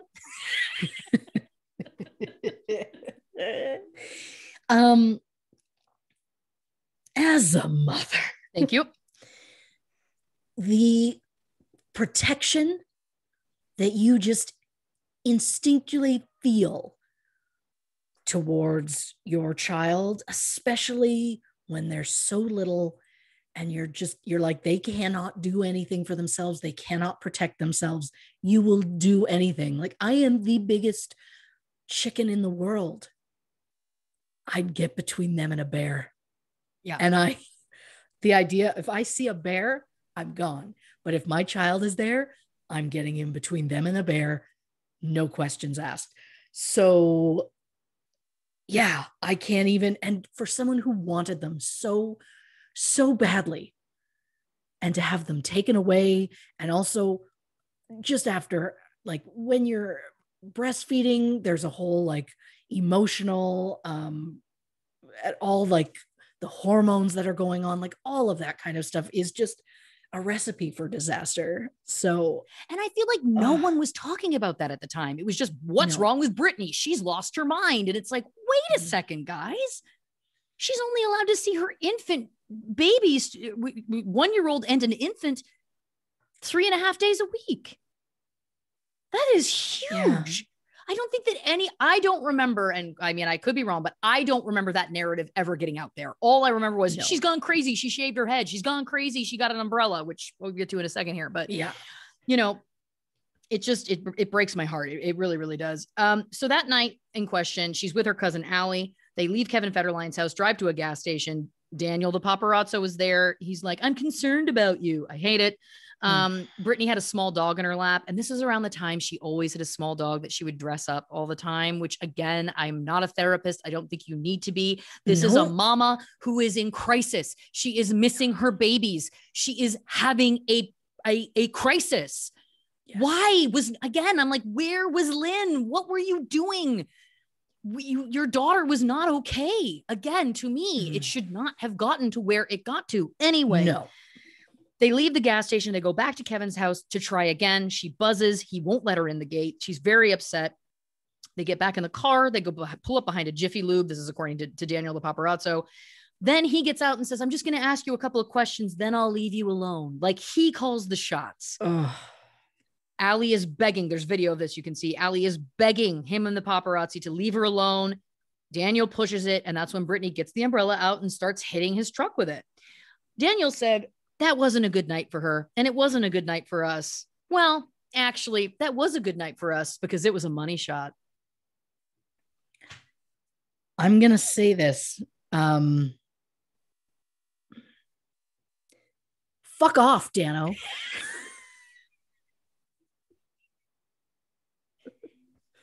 Yeah.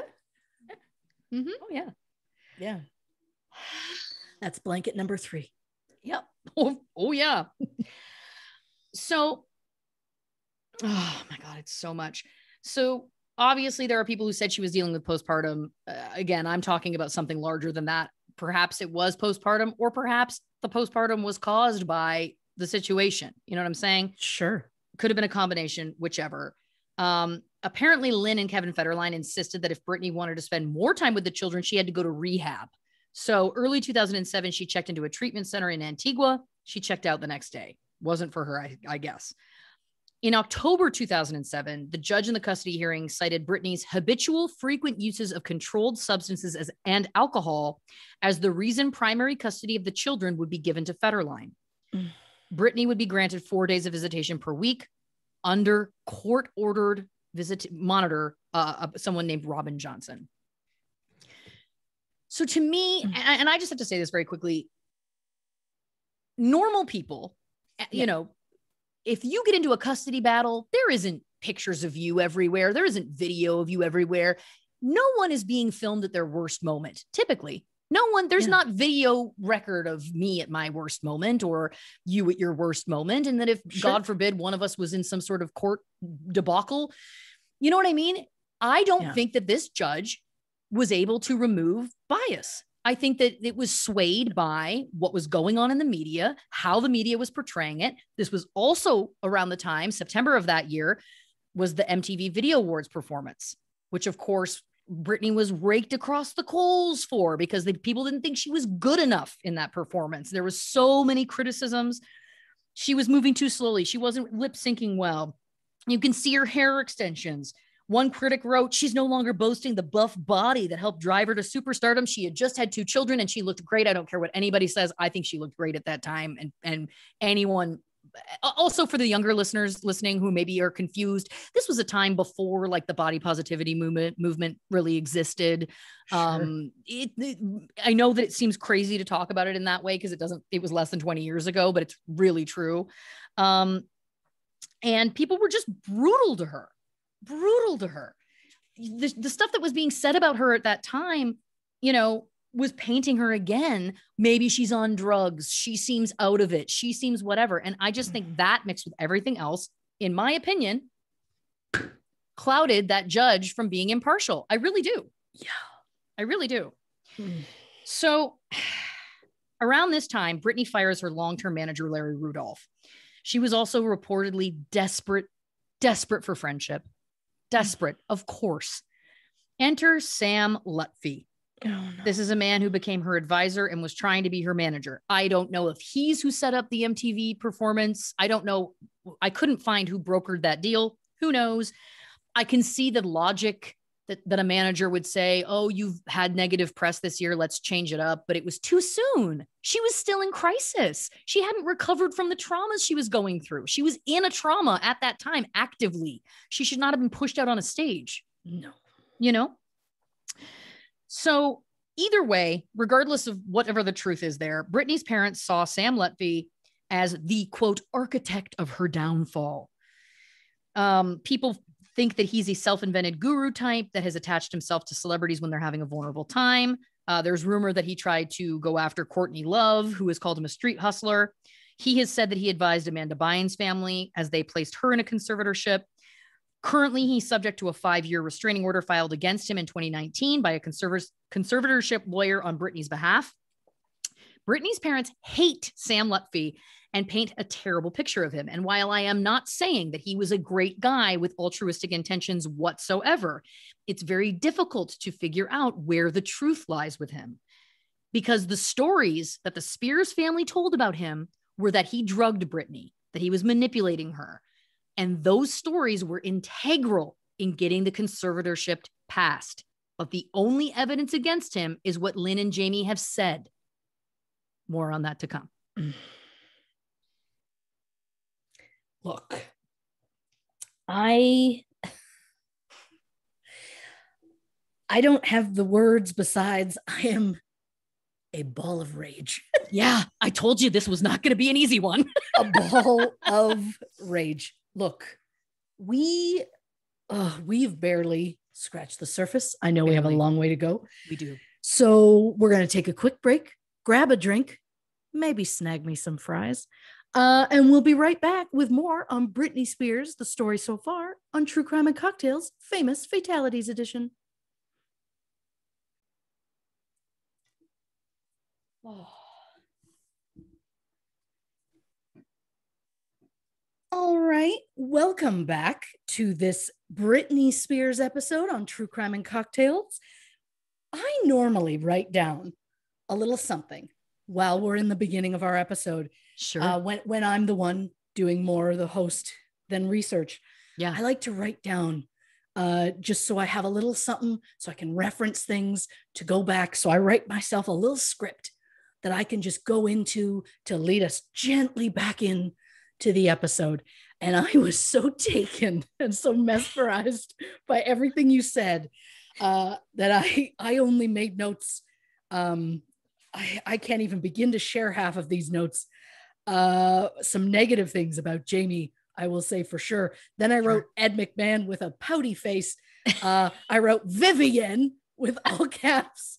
Yep. And Jay Leno's on my shit list. Yes. So I am saying this, dear people, to say that's as beautifully as you're going to be led back into our episode, because I'm in a level that I don't know where I'm at now. So I can't wait to add to my shit list.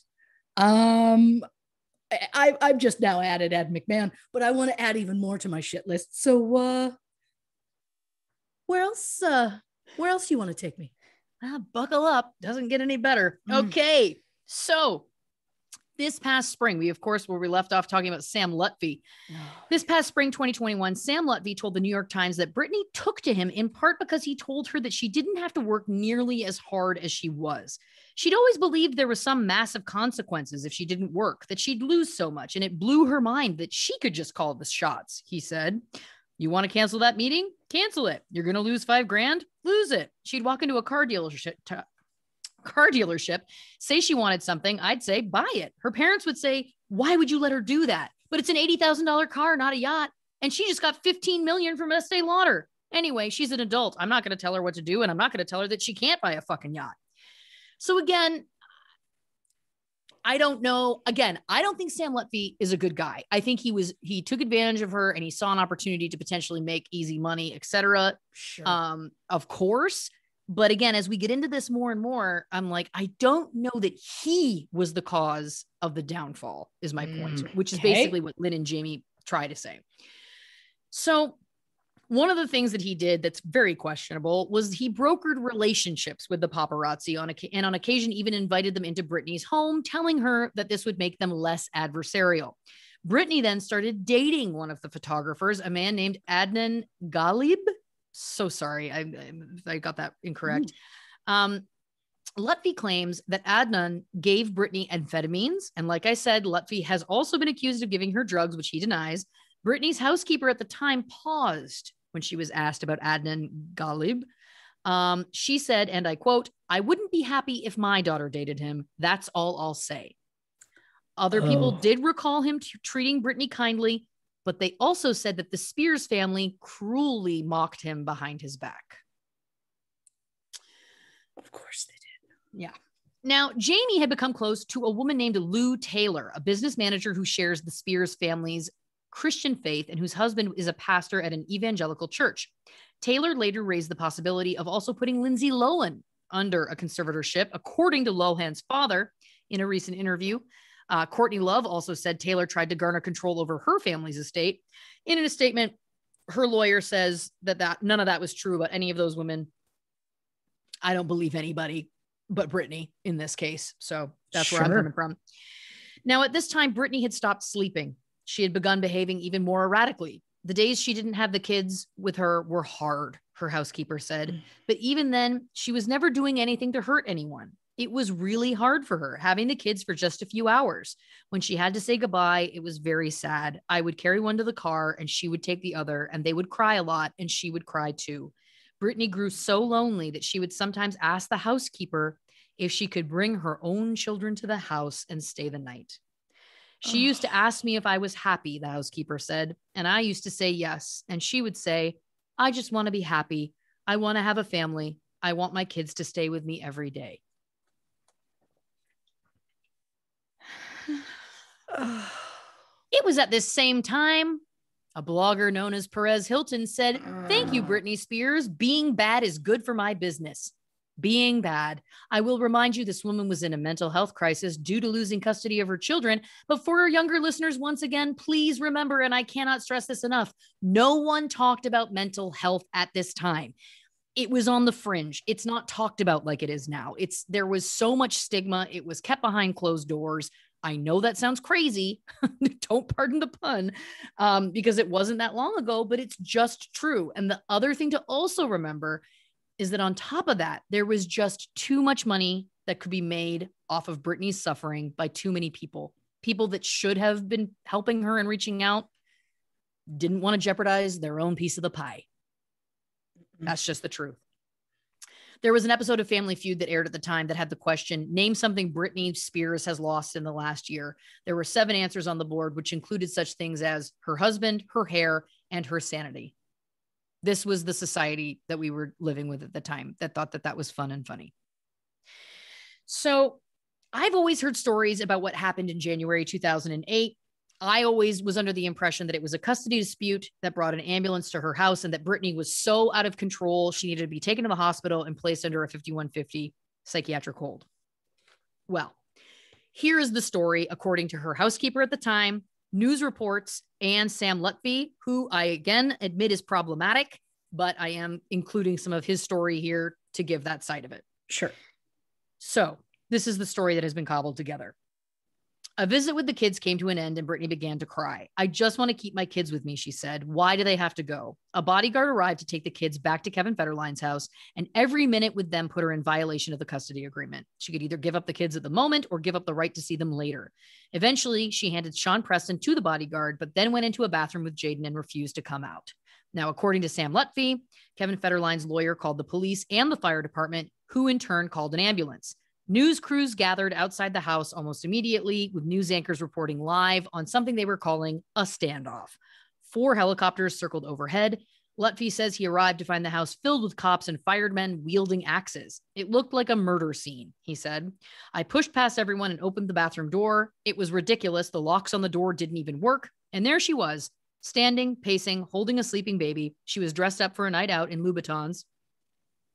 The bath was running. You could see the light filling up the bathroom from the choppers. I told her she had to let Jaden go. And as she was about to hand him to me, the firemen blow things up. They take the kid and bring a gurney and strap her down. She didn't say anything. She was just looking at me, staring at me. Lutfi was later told that a 5150, as we know, an emergency psychiatric hold in which a person having a mental health episode can be involuntarily hospitalized, I believe it's for 3 days, was what was happening. Paparazzi surrounded the ambulance and followed it all the way to Cedars-Sinai Hospital. One photographer posted a photo he took of Spears on the gurney to his MySpace account with the caption, "Ka-ching, ka-ching."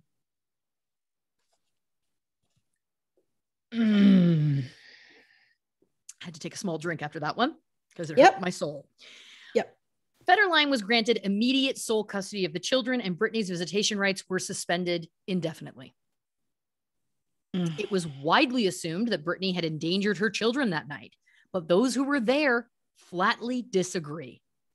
There's nothing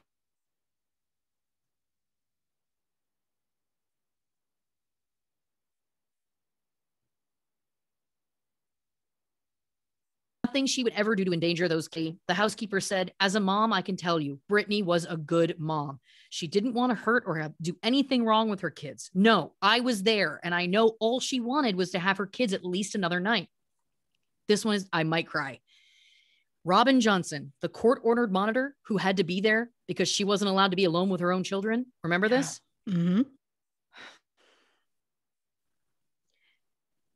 Robin Johnson saw Brittany with her kids 4 times a week and said, quote, "None of this was her fault. There were so many people involved in her life that caused all of this craziness with her. I don't have anything derogatory to say about her. It was probably one of the saddest cases I've ever done in my entire life." That one just destroyed me when I read it. It destroys me now. Like the fact that that's a court appointed monitor who has seen, I'm sure, has seen it all. The fact that that person is saying this is one of the saddest cases I've ever seen because this poor woman was being painted in a way that just was not true. I can't.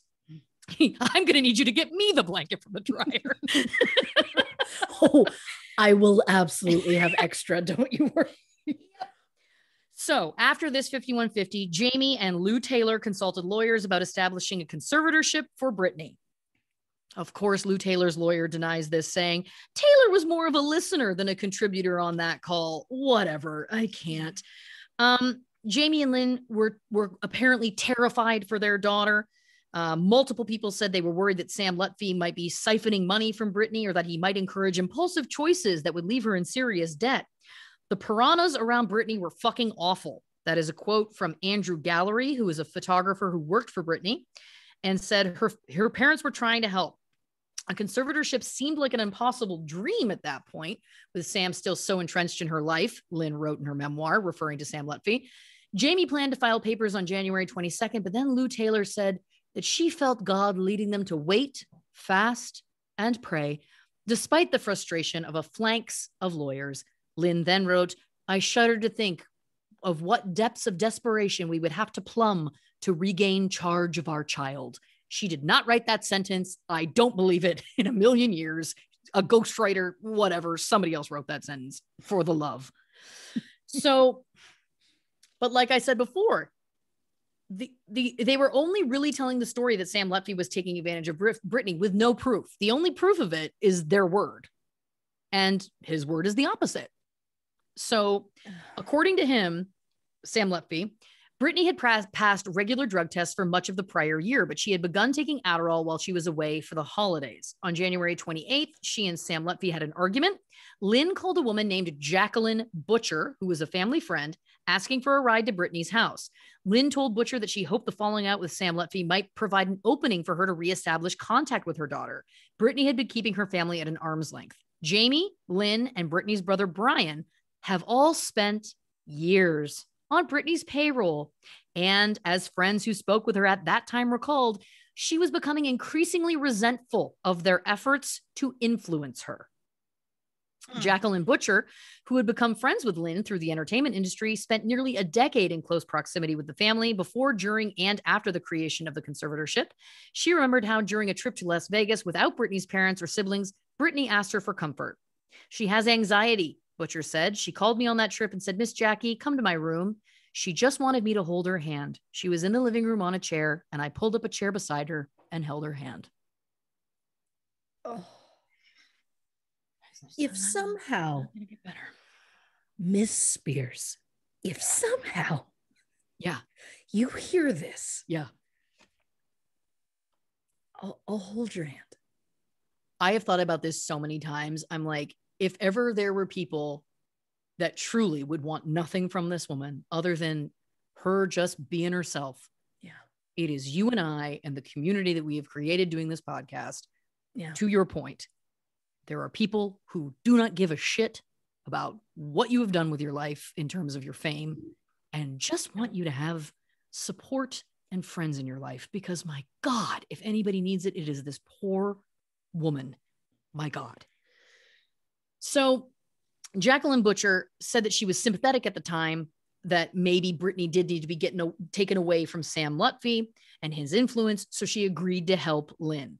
They drove to the house together in Butcher's gray Range Rover, but unbeknownst to Butcher, Jamie Spears was following behind them. Arriving at the house around dusk, they were greeted by Sam Lutfi, who said that Brittany had left and would not come back until Jamie was gone. Jamie was apparently furious. He was screaming about it. A security guard asked Jamie to leave.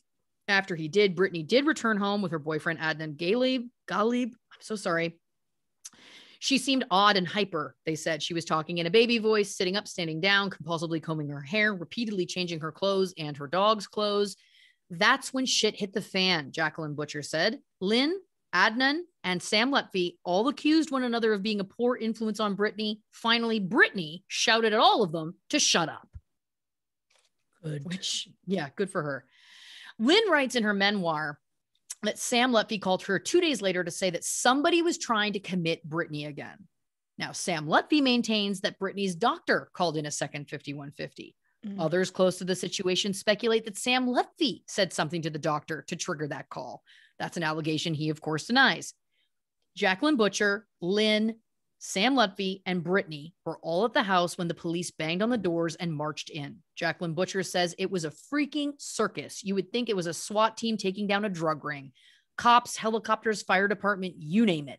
Brittany, Butcher added, was cooperative, but was crying and shaking as they strapped her to a gurney. At one point, Butcher said she moved to comfort Brittany, and a first responder shouted at her to freeze and keep her distance. Brittany was loaded into an ambulance alone and taken to UCLA Medical Center with a police convoy literally the length of a football field. It's after midnight.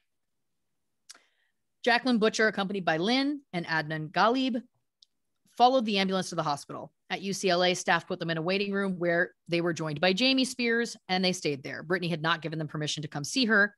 Sometime later, they found out that Sam Lutfi had arrived and was in the room with Brittany, and that's when Jamie blew his stack and was like, that's it. We're getting him out of here. We're getting a conservatorship. The next afternoon, Jacqueline Butcher joined Lynn at Brian Spears' apartment, and at Lynn's request, got on the phone with Jamie's attorney, Geraldine Weil. Lynn said that her throat hurt and that she was too fatigued to provide details. So she asked Jacqueline Butcher to speak with Weil for her for about an hour, providing a comprehensive account of the events at Brittany's house in the previous days. The lawyer Weil said she would write up a report and submit it to the court. In retrospect, Jacqueline Butcher says she feels she was exploited. I didn't know how a conservatorship worked. It was supposed to be temporary. I love, again, these are the moments where I go, Lynn, I'm not okay with you either. Nope. So from that moment, the proceedings moved incredibly quickly. The next morning, Brittany's still in the hospital. Jamie, Lynn, Jacqueline Butcher go to a small courtroom in downtown LA. Jacqueline had been told that she would be required to give more testimony and answer questions. Instead, according to her, Lynn told her, it's taken care of. The judge, Reva Getz, who has since retired, arrived, met them, and announced the conservatorship had been granted. Jacqueline Butcher said the whole process took less than 10 minutes. No one testified. No questions were asked. At the time, she felt relief that she felt she'd helped to protect Brittany, but now she says she's haunted by the event. A conservatorship was granted without ever talking to Brittany, she said. And whatever they claim about any input she had behind the scenes, how could you have assessed her then? Shouldn't you wait a week, then interview her? She never had a chance. Now, Judge Getz, of course, disputes this, saying there was lengthy confidential discussions addressing Britney's health and that it was incorrect to say Britney was not meaningfully assessed or given opportunities for input. She added, I can tell you unequivocally, I did not coordinate anything related to this case with anyone connected to the case before it came in. Why'd you go there, Judge Getz? No one accused you of that. All you were being accused of was not talking to Britney. Now you're like, I wasn't planning this ahead of time.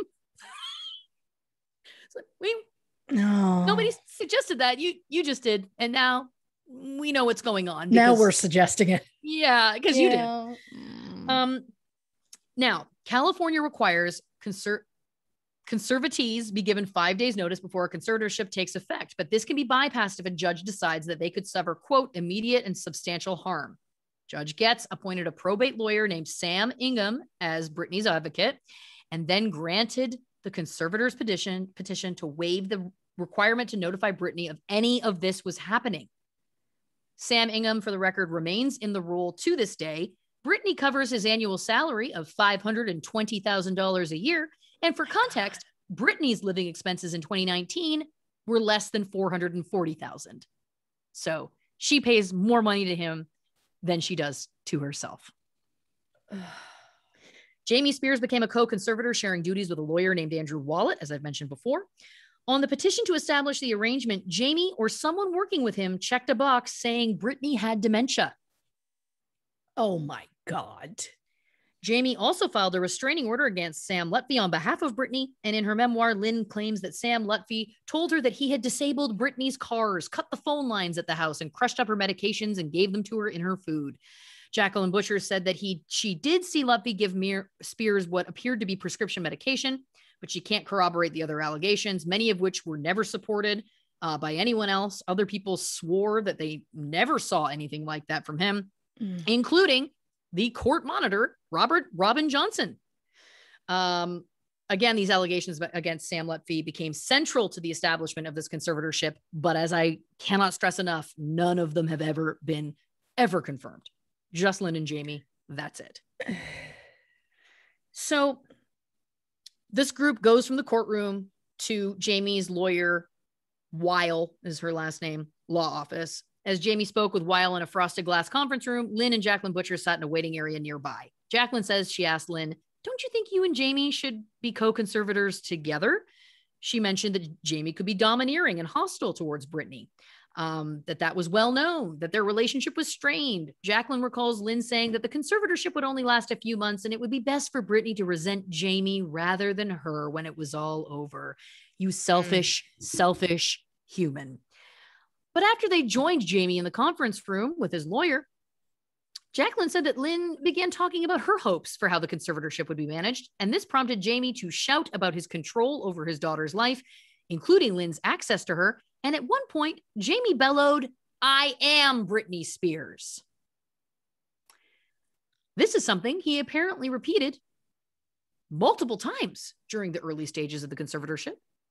At that moment, Jacqueline says, Lynn grew quiet.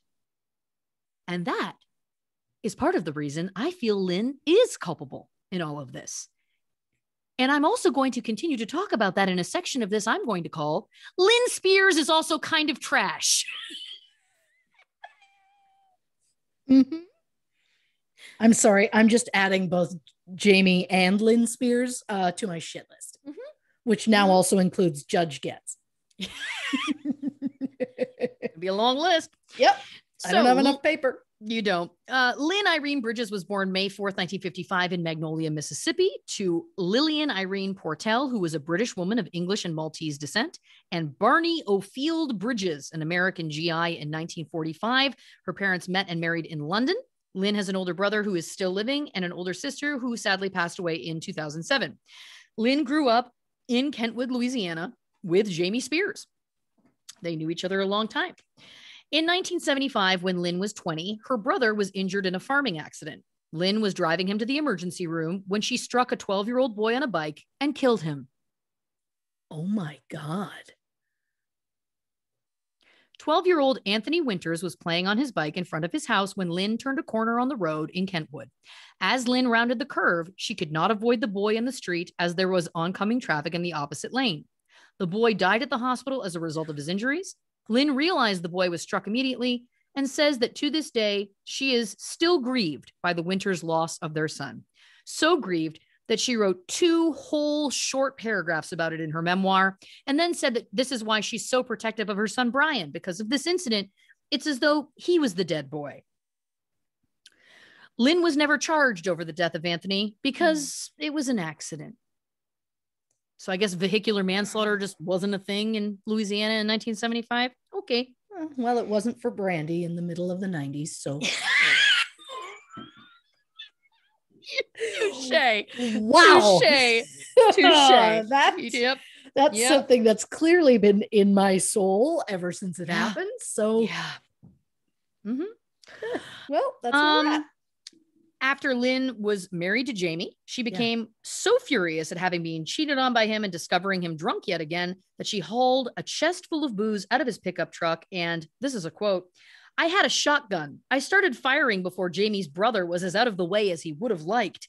And then I blasted that chest to smithereens. I shot his beer, I shot his wine, and in a very real way, I think I shot the other woman, the mistress who had stolen my husband from me."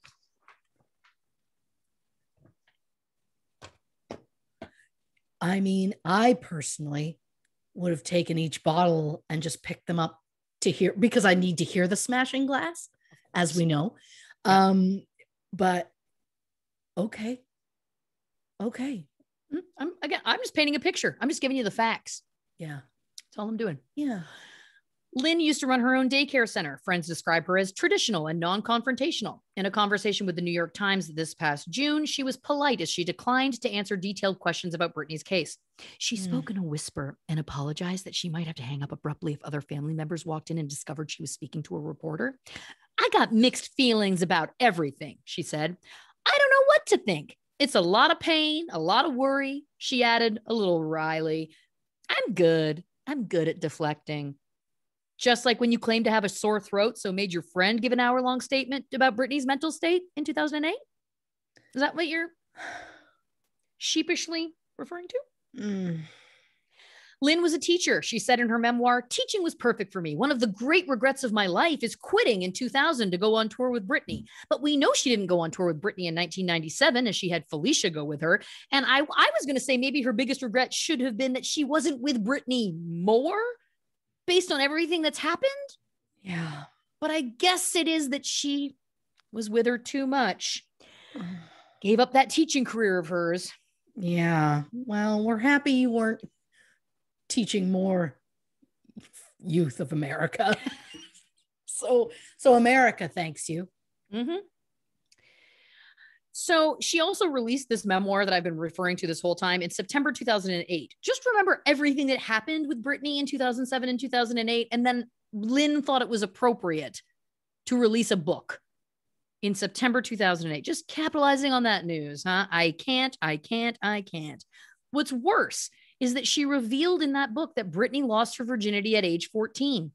Again, Lynn has then become another voice in that conversation that was truly none of anyone's business.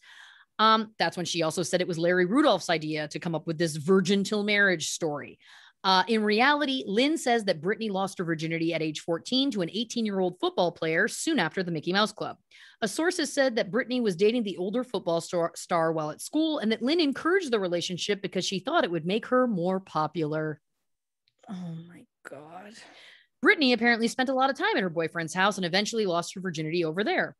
Her mother later admitted she regretted allowing her to date an older boy, but still allowed her to share her bedroom with Justin Timberlake when they got together. Lynn was said to be sure that they were having sex, but didn't raise any objections because she thought Brittany was in love and that Justin was good for her. I'm not about shaming teens for having sex, but the next paragraph will kind of solidify what my tone is about all of this. Oh boy. The memoir also reveals that she knew Brittany started drinking alcohol at age 13 and then at 15 started experimenting with drugs. This was when Brittany went to Los Angeles to record her breakthrough album, Baby One More Time. In terms of the alcohol, Lynn reportedly didn't mind her children drinking. as long as she was there, because she's a cool mom, right? In regards to the drugs, Lynn thought Britney was going through typical teenage problems, but that seemed to be more serious than she thought when Britney was allegedly caught boarding a private plane at age 16 with cocaine and marijuana in her bag. Lynn appeared to have very little control over her daughter's party lifestyle because by the age of 16, Britney was frequenting bars in New Orleans with her brother Brian, who is 5 years older than her. Just a reminder, just wanting to build a timeline. Yeah. Lynn says she knew Britney was drinking, doing drugs, and having sex all before she was 16. And she still made the choice not to go on the road with her in 1997 and instead appointed a family acquaintance to go instead. I'm not a parent, but I think I might have made a different call on that. Oh, yeah. Even if I'm in a world where I'm like, you know what? My kids aren't doing anything like that. I'm still going to go with them. Yeah. It also came out this past June that Jamie Lynn, Britney's sister, is the only Spears family member not on Britney's payroll. I already went over Jamie's $18K a month. Yeah. Brian and Lynn have been on there for years, though it's unclear how much they're being paid. At one point, Lynn was quoted as saying she was never a manager for Britney or Jamie Lynn, but that she was paid for a time to work on Britney's fan club and website. Is that how you justify being on the payroll for years? I bet it is. But I digress. Back to 2008 and the beginning of the conservatorship. 3 psychiatrists were approached, asked to provide a necessary declaration confirming Britney's lack of mental fitness. The first 2 would not. What does that tell you? But the third, someone named James Spahr, did provide one. Earlier this year, in 2021, James Spahr said of Britney Spears on a podcast, "I don't know why she still is a conservatorship." I hear glass breaking now. Yeah. As a co-conservator, Jamie reinstated Larry Rudolph as Britney's music manager and installed Lou Taylor as her business manager, first for Britney's circus tour and then for her entire estate. Several people close to Britney said she did not care for Lou Taylor and was shocked that she was appointed to a controlling role in her life. Later, some members of Britney's team raised doubts about Taylor's financial management during her tours. One was quoted as saying, "I'm not saying it was like $1 million went missing. It wasn't that obvious. Money was just wasted in a particular way. And when I asked a question, I got shut down because nobody wanted to admit fault." Okay. So Britney is still in the hospital, her second 5150. She contacts a lawyer named Adam Streisand, like Barbara. When she was eventually released, she went straight from the hospital to the Beverly Hills Hotel to meet with Adam Streisand. He was a trial lawyer with a focus on conservatorships. He met with her. He says his first question was, does she have the capacity to hire me? He said she knew that she couldn't resist the conservatorship from happening, but that she just did not want her dad to be the conservator. She wanted a professional to do it. So in his mind, he was like, this sounds reasonable. I think that she is in sound mind. February 4th, my birthday, Adam represented Britney in a court hearing. He stated that Britney had a strong desire that Jamie Spears not be a conservator. The judge said, "I have a medical report and you haven't seen it. And I'm not going to show it to you, but it shows that she doesn't have the capacity to hire you." So then the judge appointed Sam Ingham as the lawyer instead, who is her representative to this day that she did not get to choose. Adam Streisand feels this is inappropriate. He still does not know what's in that report to this day, but we know that the report came from Sam Ingham, the man that was then assigned to her. I don't know how that's fucking legal, but again, get ready. Again, it's downhill from here. So it came from Sam Ingham. It included testimony from James Spahr, the third psychiatrist in question. I'd love to know what the first 2 psychiatrists have said, and I would implore them that if they're listening to this, they're probably not. Speak out. Speak out. My dream is that they are. Me too. My dream is that anyone personally involved in this is listening. because then I'm going to say a really quick to Jamie and Lynn Spears, go fuck yourselves. Yeah. To Brian Spears, suck a dick. Oh yeah, he we haven't even gotten to him yet, so you're gonna want to save that because it'll get worse. But yes, go on. Yeah. Jamie Lynn, I don't know yet. And what I like is you're being discerning. Yes. And Brittany, let's get some McDonald's. Let's sit down and just have a day. Yep. Dirty Dancing. Yep. Footloose. Yep. I can't think of any other dancing movies. How about I don't this? know why I thought How about she'd this? like that. Yeah. Whatever she wants. Oh my God, that's even better. You're right. Because I'm only thinking about what I would find comforting. Okay, scratch that. Britt, if I can call you Britt, I will call you. I'll use whatever you'd like. Sure. If you want, we'll get whatever food you want. Yep. We can have a pool day if you want to have a pool day. Yep. We can have a movie day if you want to have a movie day. Yep. We can do whatever. Do you want to play board games? Do you like Yahtzee? I love Yahtzee. Whatever you want to do, we are willing to do this for you. And then if someday you're like, I have a lot of things I want to talk about, I'll write whatever you want me to write. Yep. I don't want a penny. Let me write whatever and just let me help you. I know. Let's blanket 4. Blanket 4. Keep the tally. Yep. So there's often reference to Brittany having a, quote, grave mental illness as outlined in this mysterious sealed medical report that I couldn't figure out for the life of me what could possibly be in. I'm like, what would this grave mental illness be? Sure. So I consulted with a dear friend of mine. His name is Jared Lipscomb. I don't think I've ever said his last name out loud. He's an amazing human. He is a Brittany advocate / expert. He actually educated me about the beginning of all of this a couple of years ago because I knew nothing about any of this. I feel like the rest of the world is just catching up now. I feel like Brittany's fans have known about this and have been screaming, and it's taken the rest of us a long time to listen, which is a shameful thing. But I had to reach out to him to ask because I was like, I can't find anything about what this would even be. And he sent me the following response. And he told me that I could quote him, which I love. Of course. He said, to answer your question, we as Brittany advocates do not believe any possible mental illness was reported back in December 2007 / January 2008. Sorry, we don't believe that any illness that was reported is legit. Also, if she suffered anything, it was grossly misrepresented to secure this corrupt conservatorship. Brittany, via her attorney, has requested these documents be unsealed. They haven't been. And that's why Brittany is being so public and vocal and insisting that the court hearings are public. There's also the corresponding evidence of the attorney, Adam Streisand, who we just talked about, where he basically alluded to the fact that she was fully mentally competent. Long story short, this mystery illness that we've been respecting her privacy for is actually just some BS. I was like, I love this so much. And Jared is the best. He has a lot of Brittany coverage on his Instagram at Jared Lips. And he also has an awesome podcast called Back on Air. So check that out as well. Much love to Jared. He is the greatest.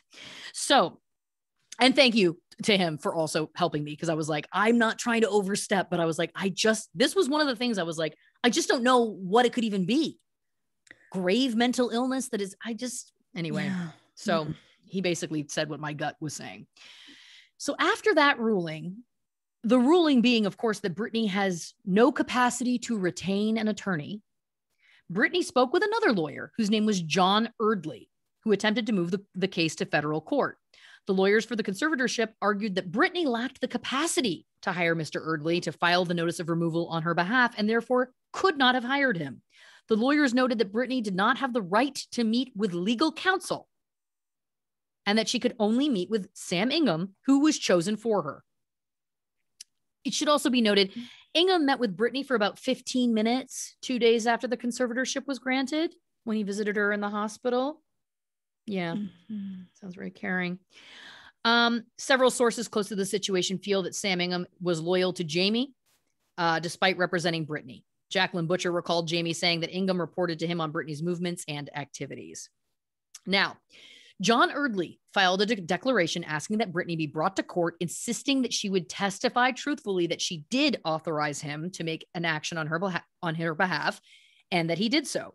According to Rolling Stone magazine, Brittany told John Eardley on a phone call that was tape recorded, "I basically just want my life back."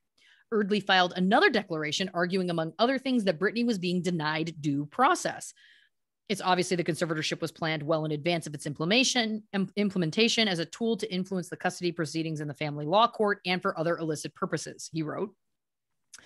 In another document, he also brought up that the last time Brittany tried to call him, her phone was taken away and the number was disconnected the next day.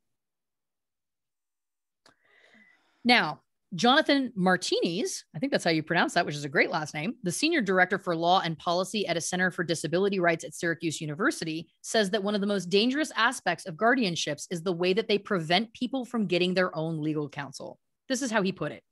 Brittany could have been found holding an axe and a severed head saying, "I did it," and she would still have the right to an attorney. But under guardianship, you literally do not have the rights that an axe murderer does. Oh, God. So less than 2 months after the second 5150, Brittany taped a guest appearance on the sitcom How I Met Your Mother. Publicly, her comeback had already started. Jacqueline Butcher remembers sitting in Brittany's home office on one of the first days after she was released from the hospital. Jacqueline, Lynn, Brittany are all sitting on the floor. Jamie's sitting at a desk. There's a TV nearby. Jamie says, "Baby." And Jacqueline says that she thought he was going to say, "We love you, but you need help." What he did say was, "You're fat. Daddy's going to get you on a diet and a trainer, and we're going to get you back in shape." Then he pointed at the TV and said, "You see that TV over there? You know what it's going to say in 8 weeks? That's going to be you on there, and they're going to say she's back." In the following weeks, Jamie wore Brittany down. Jacqueline Butcher said he would get into Brittany's face, spittle flying, telling her she was a whore and that she was a terrible mother. Brittany was told that she could only see her kids again if she cooperated with him. Butcher also said that Lynn was just like, "Obey daddy and they'll let you out." So Brittany behaved. And they gave her limited access to her children. But Jamie got rid of anybody Brittany had been close to. The housekeeper who said such nice things, she's gone. Brittany basically tried to reach out to her. She was like, "I'm sorry, your dad fired me." And then Jamie told her, "Don't accept Brittany's calls again." Great. So now Jamie Spears is calling Brittany names, shaming her, isolating her from everyone in her life, not allowing her to use a phone. I don't know how else to define it other than pure abuse. I mean, it's pure emotional abuse. Mm-hmm. You can help somebody also without having to control their entire life. Yep. Yeah. Yeah. So then Brittany has to go back into the studio to record her 6th album, Circus. A documentary was being filmed at the same time called Brittany for the Record. There's footage of her. There's footage of her doing an impression of Jamie where she says, "You know, she don't listen to me. I scream at her and she gets on me about me screaming at her, but I can't do it. You're just going to have to talk some fucking sense into her." That was her impression of her dad. Now, Andrew Gallery, who was a photographer that I mentioned before, he was her director of content and worked on the documentary in 2008. He said that Brittany and him would talk. She would talk about how badly she wanted to get married again, that she wanted a husband, she wanted kids. Nobody thought that the conservatorship was going to be permanent. It was made permanent October 2008. So over the holidays that year, Brittany and Andrew Gallery were smoking cigarettes outside a dinner party. Brittany gives him a handwritten note on lined paper. It told her story in the third person, how she wrote it, and asked him, could he please read it on TV? She was trying to get him to help her get another lawyer. The letter read in part, and again, she's written this as though she's being talked about. So it said, she was lied to and set up. Her children were taken away, and she did spin out of control, which any mother would have in those circumstances. Brittany also wrote she had no rights and that the conservatorship would go on as long as the people are getting paid. So Andrew Gallery was like, I can read this on TV, but you know that they'll remove me from your life right away. So he said she should sit on it for a couple of days. All of a sudden, every lawyer on the team is calling him, demanding that he come in. They take the letter from him and pushed him out of, he got fired immediately, of course, taken out of her life. He did read a copy of the letter on TikTok last year. So I went and watched all the videos so that you don't have to.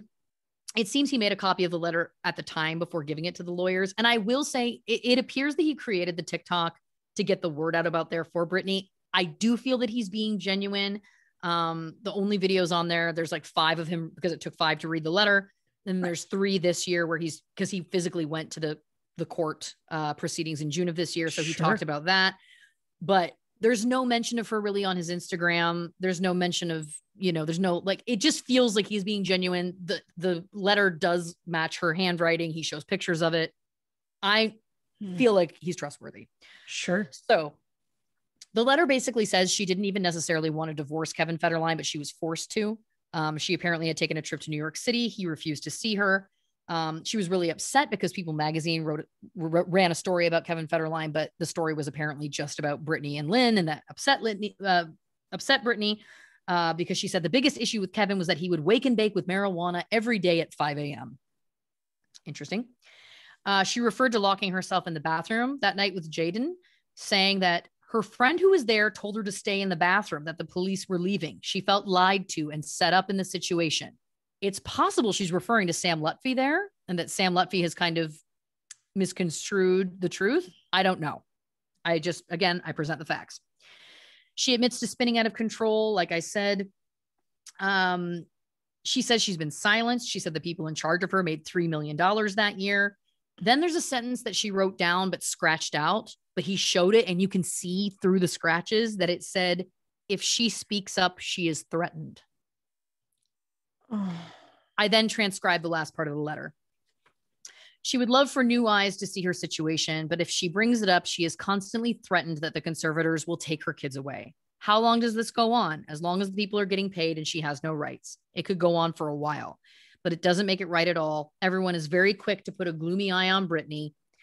And then the final bit was, Brittany has given her brother a $2 million apartment, her mother a $4 million estate, and her father the best job in show business. She's a very giving person and would love to get the respect she deserves. I would like it noted that during all of that, I added 8 more blankets. Our tally is up to 12. Not great. Nope. January 2009, Christina Lutfi, who is Sam Lutfi's sister, got word that Brittany wanted a phone. She also got word that Brittany was going to be at the gym of the Peninsula Hotel in Beverly Hills. So she got a prepaid cell phone, snuck in, pretended to be staying there, basically like followed her into the steam room and was like, hey, I'm Sam Lutfi's sister. Here's a phone in a Ziploc. Brittany was like, thank you so much, and hid it in her bag. Yeah, exactly. Jacqueline Butcher said that she found out she had the phone and she didn't rat her out. Thanks, Jacqueline. You shouldn't have ratted her out, but she did say that she was very worried because she was putting herself at great risk. Jamie, if he found out, would do terrible things like withhold access to her kids. That's what she said. Soon after that, her new housekeeper heard her talking on the phone, did rat her out to Jamie. Jamie confiscated the phone, and I'm sure that she probably paid the price. She probably didn't get to see her kids for a little while. It's so fucking sad. I can't. So Jamie files restraining orders on Brittany's behalf against Sam Lutfi, John Erdley. You remember that was one of the lawyers who was trying to help her, and her ex-boyfriend Adnan. In later hearings, Jamie's lawyers alleged that there was a conspiracy among the 3 of them to undermine the conservatorship and claimed the audio of Brittany talking to John Erdley had been doctored. No proof of that. John Erdley's career unraveled. The State Bar of California filed disciplinary charges against him for attempting to represent Brittany without having obtained consent to do so. He was subsequently found culpable of misconduct for writing bad checks on his client trust account, and he was disbarred. Roger Diamond, who is a lawyer whom John Erdley hired to represent him in his dealings with the Spears family, asked, "Where is he? Have you talked to him? I haven't heard from him in years." Diamond added that of the conservatorship hearings, "I think John stumbled onto a real scandal in the probate law of California. It was shocking to me to see the way in which there was room for favoritism on the part of the judge. I had a feeling in the courtroom there was a cover-up going on."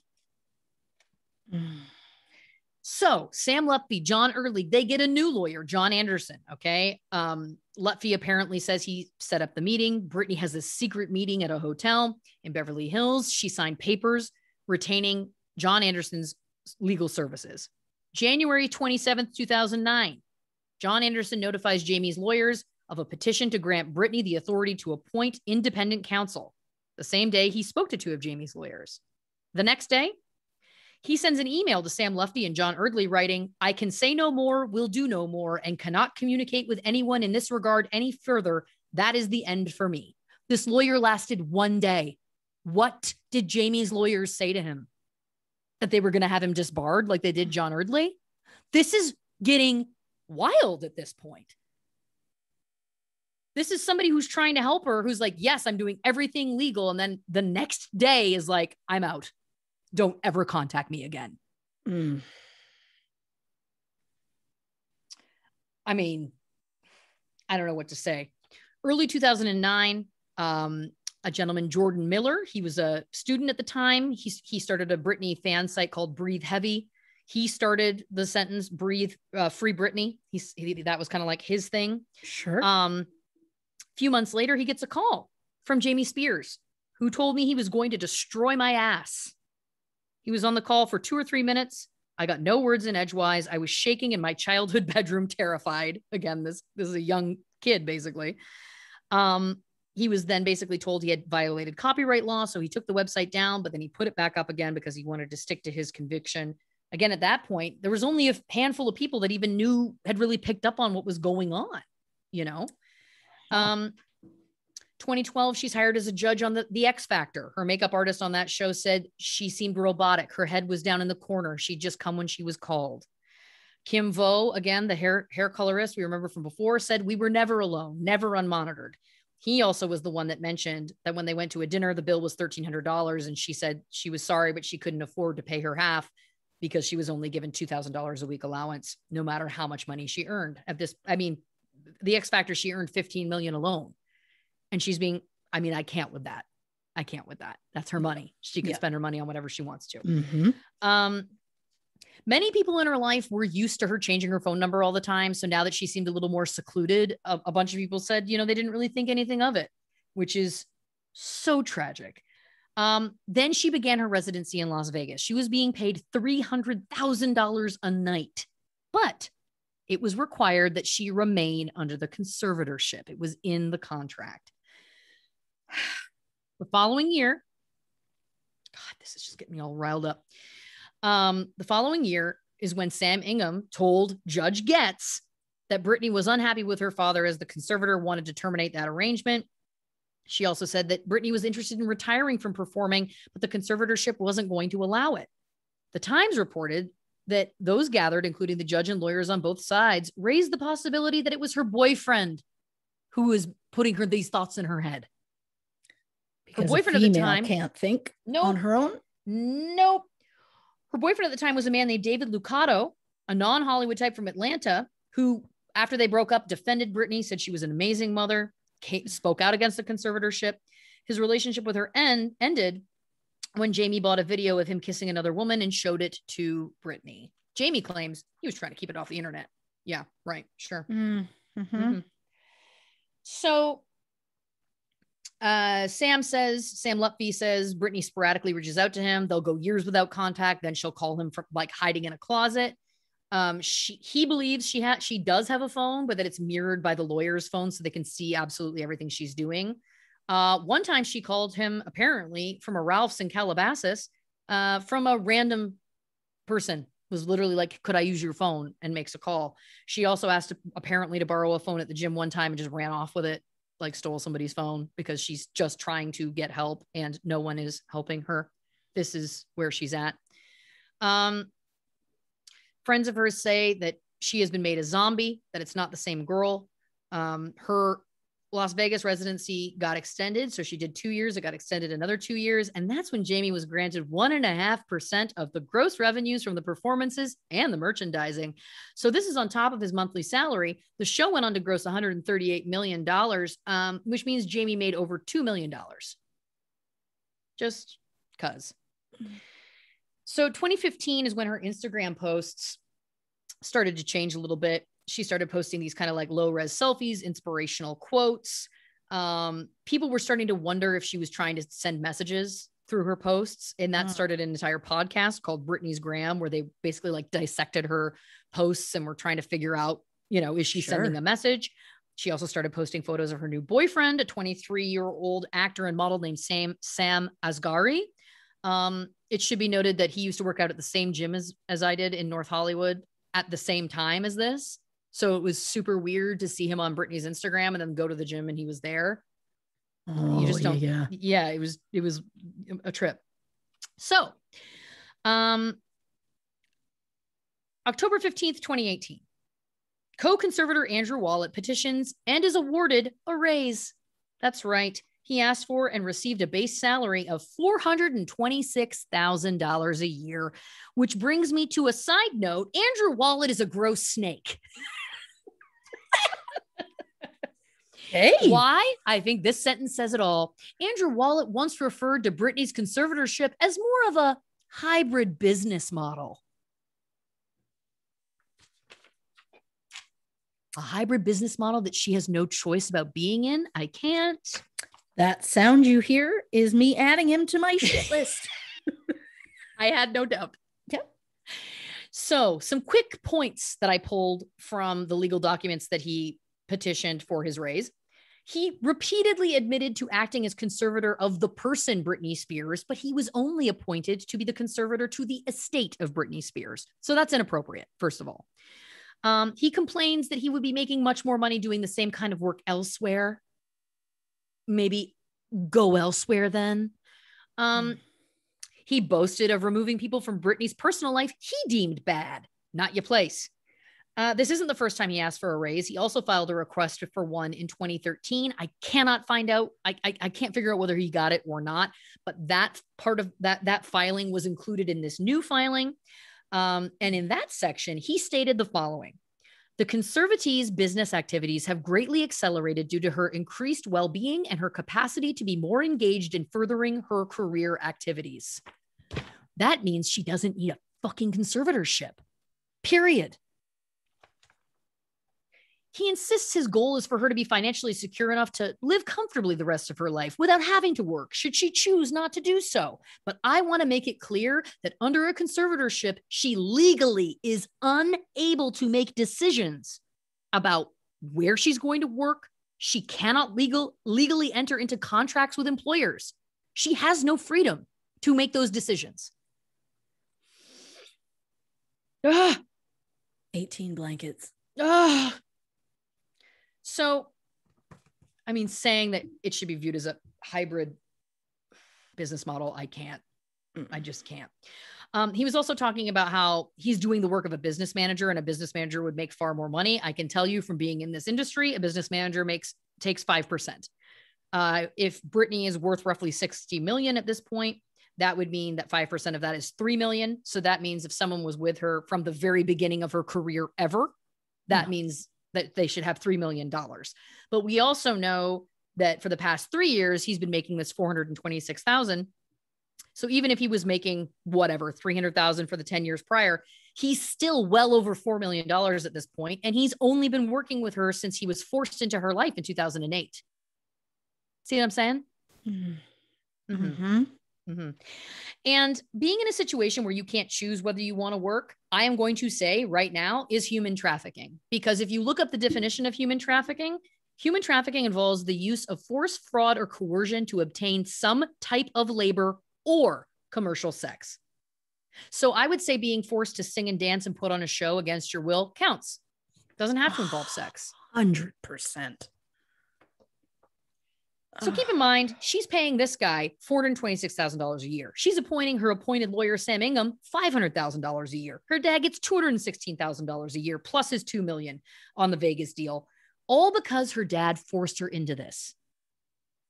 She's paying all of these men all of this money, not because she wants to or because they're doing work for her, but because she's been forced to.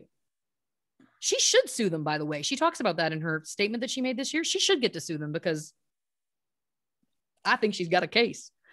So it's super convenient that Andrew Wallet files this petition because 3 days later, on October 18th of that year, Britney was set to announce her new Vegas residency. Isn't that interesting? That 3 days prior he filed that. Yeah. Mm-hmm. So she was supposed to announce domination at a live event in Vegas. This event was live streaming. It was hosted by Mario Lopez, tons of fans. She comes out. She's supposed to, sing, dance, give interviews, announce the show. She literally comes out, walks down and walks out. She does nothing. She doesn't talk about the show, doesn't do anything she was supposed to do. Clearly, she's unimpressed with this situation. We learned later she didn't want to do it. So good for her. Yes. So early 2019, it is announced she's actually canceling that residency and was going on a work hiatus because of her father's health. Jamie had undergone emergency surgery for a ruptured colon. So I guess that was the period of time he wasn't only metaphorically full of shit.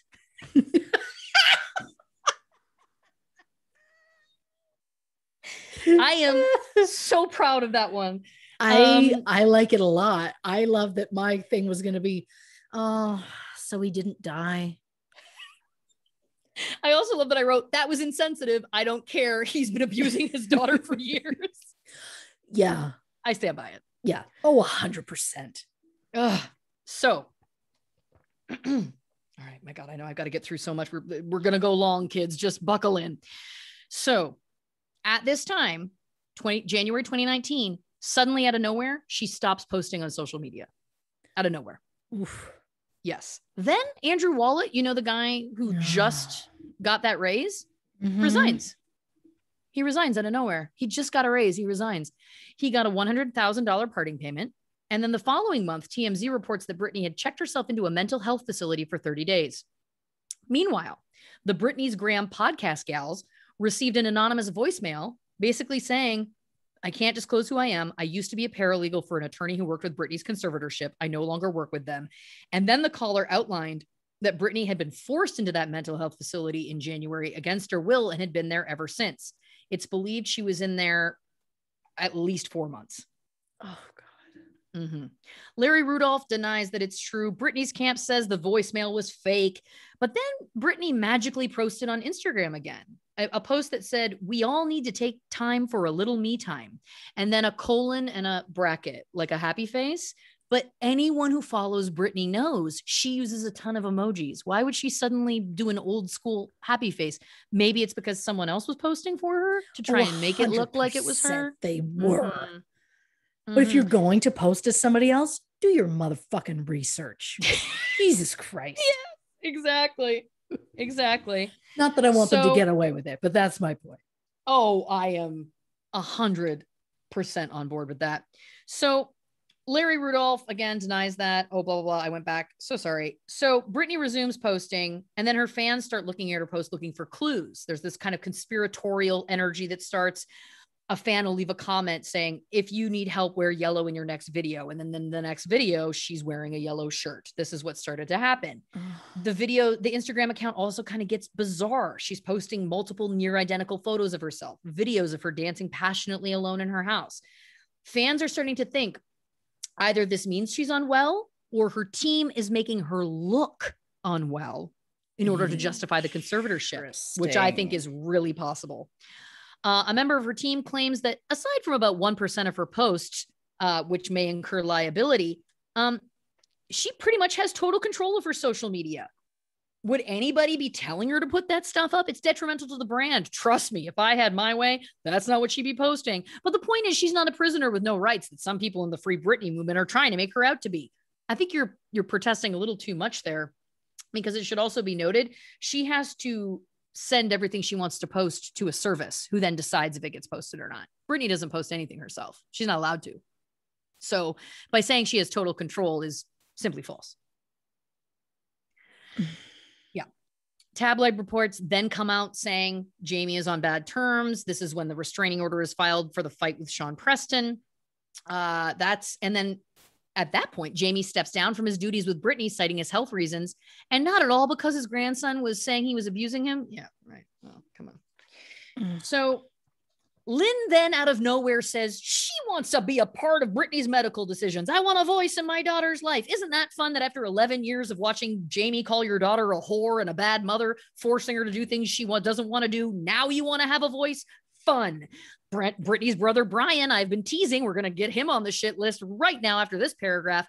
He did a podcast interview in which he said he doesn't know what Free Britney means. Then he makes a couple jokes. Then he says the women in the family are super opinionated and do what they want to do. And as a guy in the family, it, quote, kind of sucks.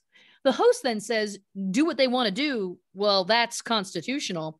Brian goes on to say, well, Britney's been in the conservatorship a while and all they can do is hope for the best. She's always wanted to get out of it. And you do nothing, Brian. You continue to live in a $2 million apartment that she bought, living off of a salary that she gives to you for doing nothing, and just go, eh. He's on the list. I knew he would be. August 2020, Britney and her lawyer, Sam Ingham, put forward she wants a bank to handle her money.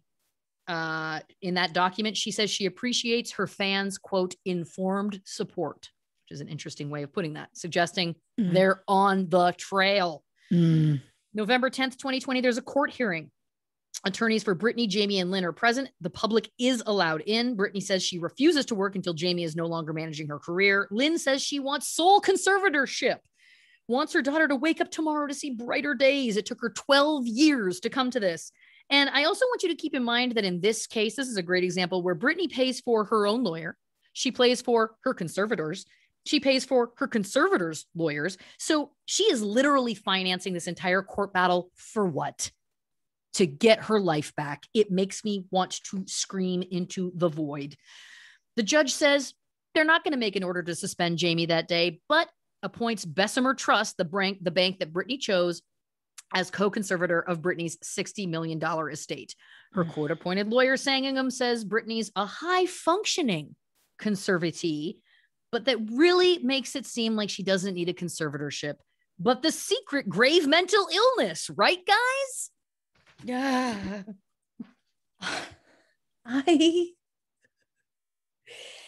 I'm getting to a level that I don't like. I feel like I'm vibrating a few inches off the chair.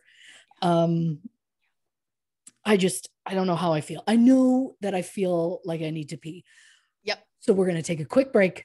We'll be right back. We're going to talk more about Britney Spears. I'm going to add to my shit list. I promise. We'll be right back with more True Crime and Cocktails right after this.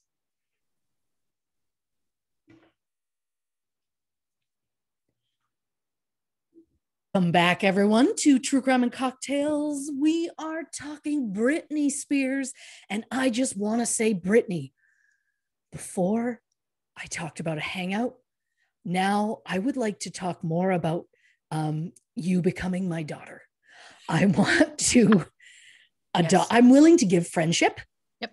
But if you need more than that, yep. I'm only partially kidding, but like if you need a mother figure, I give good hugs. Yep. My cookies are good. Yep. I'll let you stay up as late as you want. It'd be an honor to walk you down the aisle. I also haven't officially chosen my grandma name yet, but I might go crazy. I might be like, I need to go next level, and I might be a Mima. I don't know. I knew you were going to say Mima. That was my instinct. The point is, Britney, I'll let you choose. I'll let you choose whatever you want. Yeah. I'll be your housekeeper for free if you want. And you know what? I'm bringing fucking cell phones with me. Yeah. You want to use my phone while I'm there cleaning your house? Use my phone. Yep. Ignore Among Us. It's a weird thing. The point is, I am genuinely ready to legally adopt her if it will somehow get her out of this, where I can be like, I'm now her parent. By the way, your money's yours. If you'd like to marry that very beautiful man that you're dating, okay. Go do your thing. Do you want another child? Mima's here. I love Mima. I love her. I damn well love her. I know. I feel like Mima's, I don't know. I pray to God I have decades before I have to worry about that. But the point is, I'll be the best damn Mima that she needs, you know? So I think I'm up to 26 blankets, but I'm sure you'll add more to the pile. And I'm excited to see where we go with that. Yeah, I'm going to try and blow through the rest of this because I'm sure we're going to set a record. My episodes are too long, but anyway, all right. No such thing.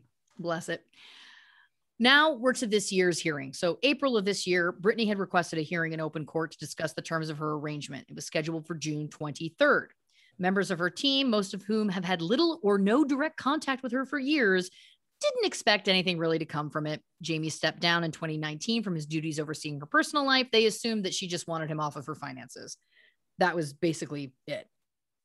The night before, June 22nd, Britney's management team started getting nervous, according to a person both close to Britney and to law enforcement. Law enforcement in Ventura County, where she lives. Britney called 911 to report herself as a victim of conservatorship abuse. Now, emergency calls in California are generally accessible to the public, but the county, citing an ongoing investigation, sealed her call.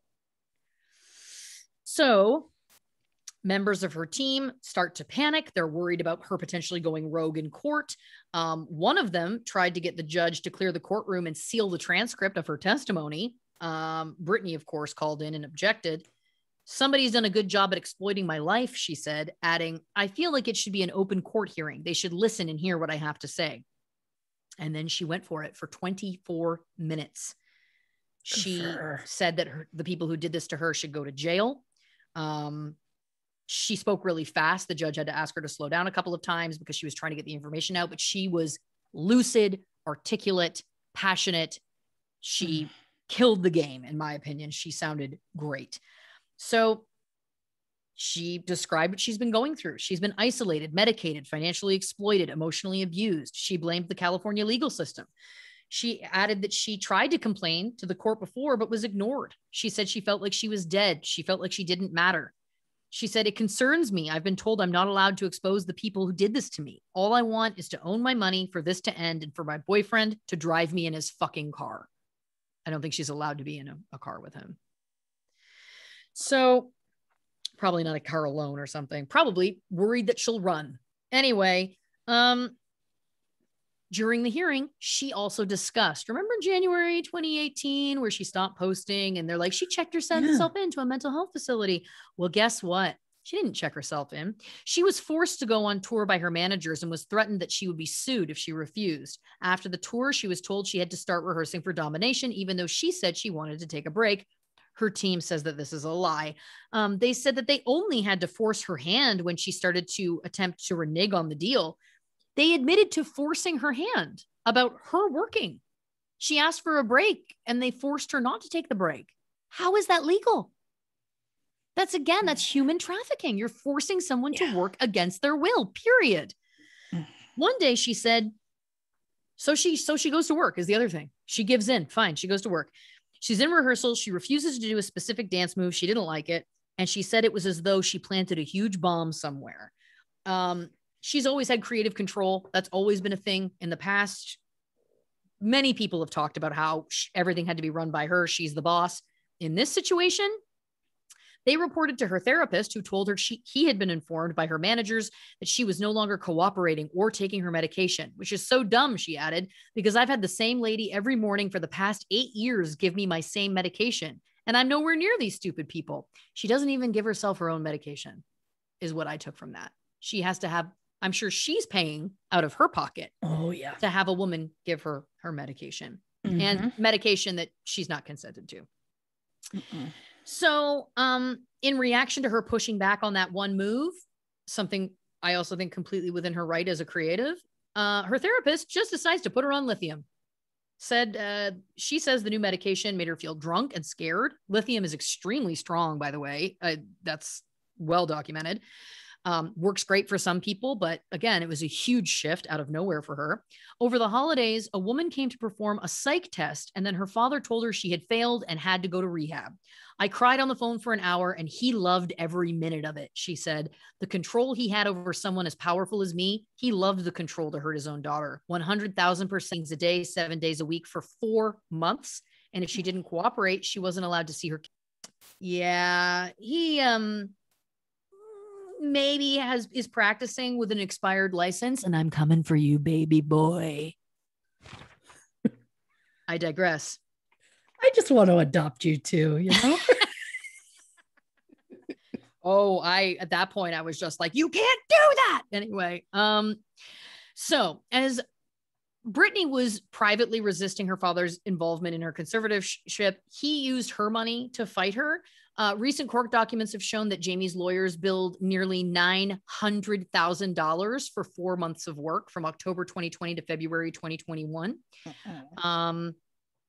Sam Ingham, you remember, court-appointed lawyer from the beginning, he started to, started to talk about like the Free Britney movement not necessarily being a bad thing, and that the scrutiny is reasonable and, predictable, as, Jamie's being so aggressive about keeping things sealed. And you remember how the financial firm Bessemer Trust was appointed co-conservator in 2020? Well, yeah. Following her testimony in June of this year, they've resigned from that role because they said, well, Britney doesn't want to have a conservatorship and we don't think this is right.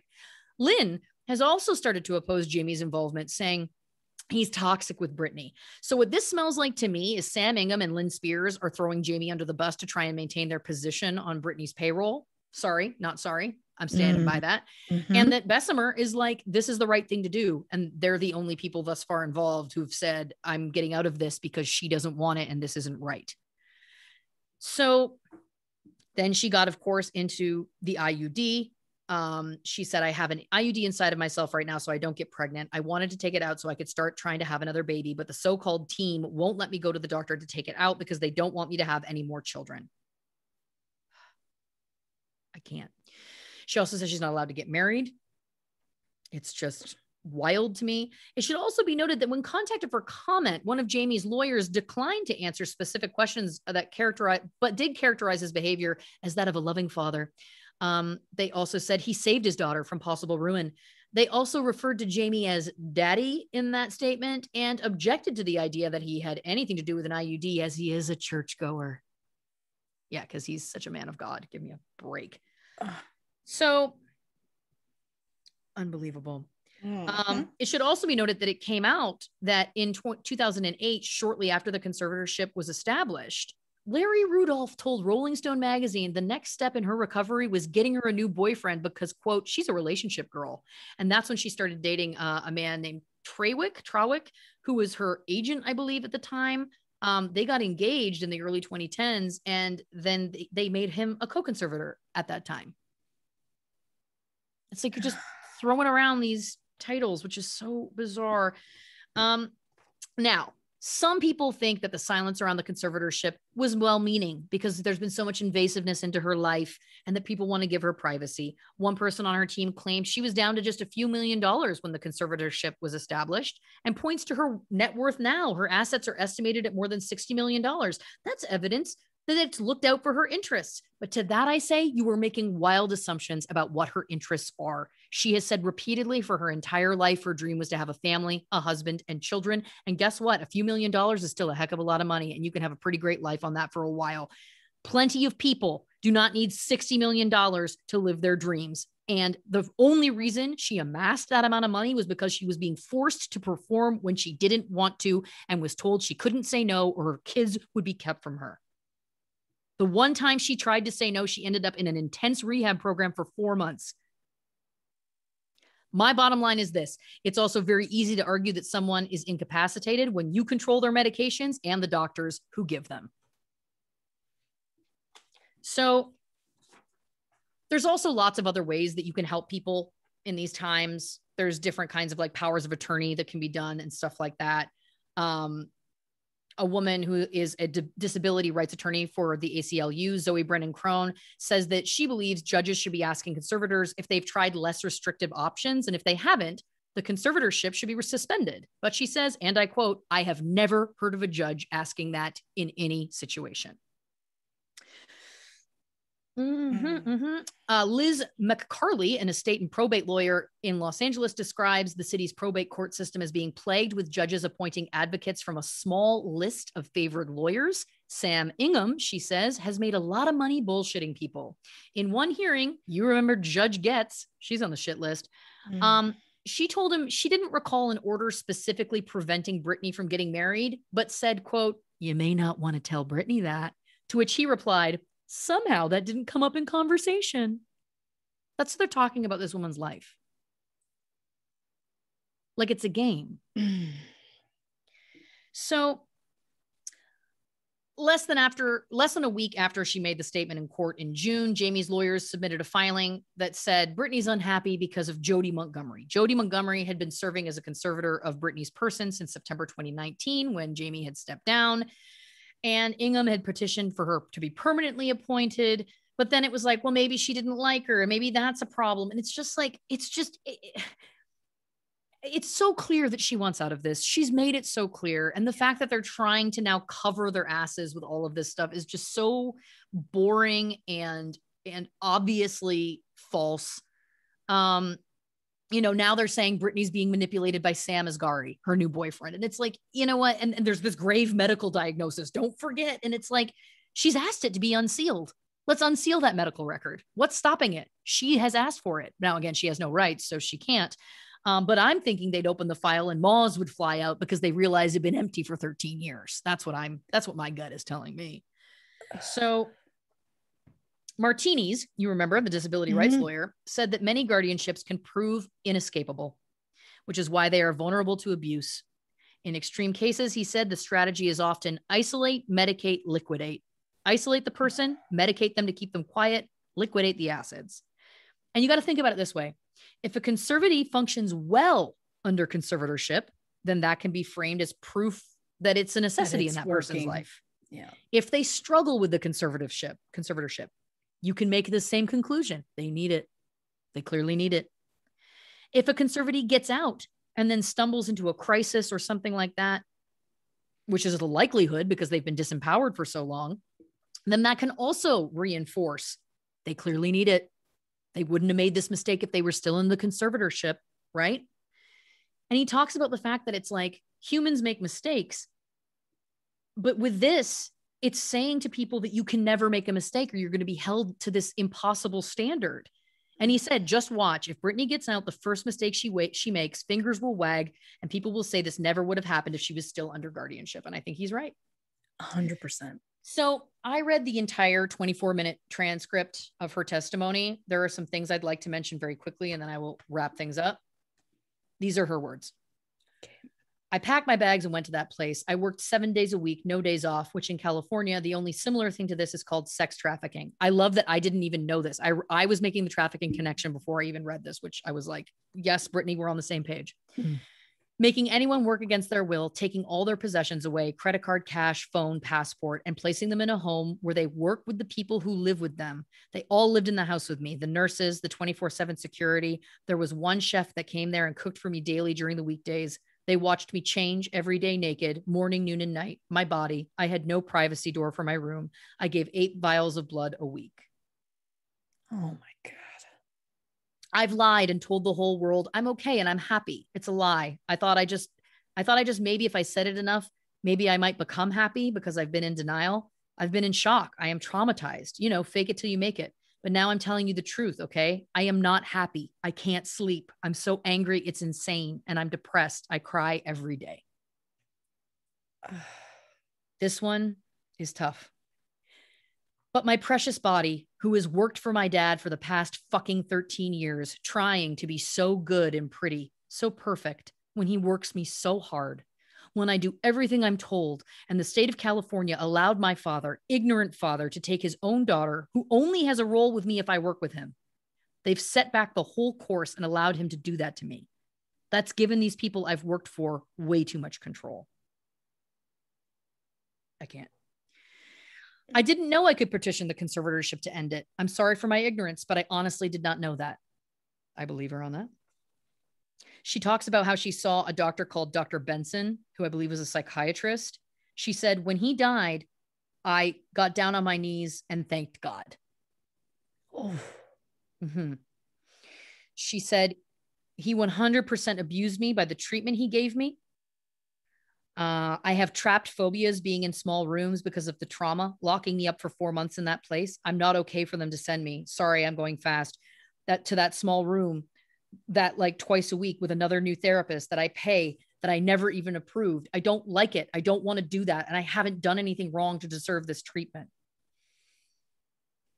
And then she says, ma'am, I've worked since I was 17 years old. You have to understand that for me, every morning I get up to know I can't go somewhere unless I meet people I don't know every week in an office identical to the one where the therapist was very abusive to me. I truly believe this conservatorship is abusive, and we can sit here all day and say, oh, conservatorships are here to help people. But ma'am, there is 1,000 conservatorships that are abusive as well. And then this is the final one I'll give you. I deserve to have a life. I've worked my whole life. I deserve to have a 2 to 3 year break and just, do what I want to do. But I do feel like there is a crutch here, and I feel open, and I'm okay to talk to you today about it. But I wish I could stay with you on the phone forever, because when I get off the phone with you, all of a sudden, all I hear are all these no's, no, no, no. And then all of a sudden I feel ganged up on, and I feel bullied, and I feel left out and alone. And I'm tired of feeling alone. July 6th, less than 2 weeks after she gave this testimony, her manager, Larry Rudolph, resigned. The same day, her court-appointed attorney, Sam Ingham, also submitted a petition to resign. Her case has brought scrutiny to the system in general. Flaws in her case could reveal larger flaws in the conservatorship system. There is a vested interest in keeping her quiet and disenfranchised. We owe it to her and to our greater society to not become complacent on this issue. For True Crime and Cocktails, I'm Lauren Ash.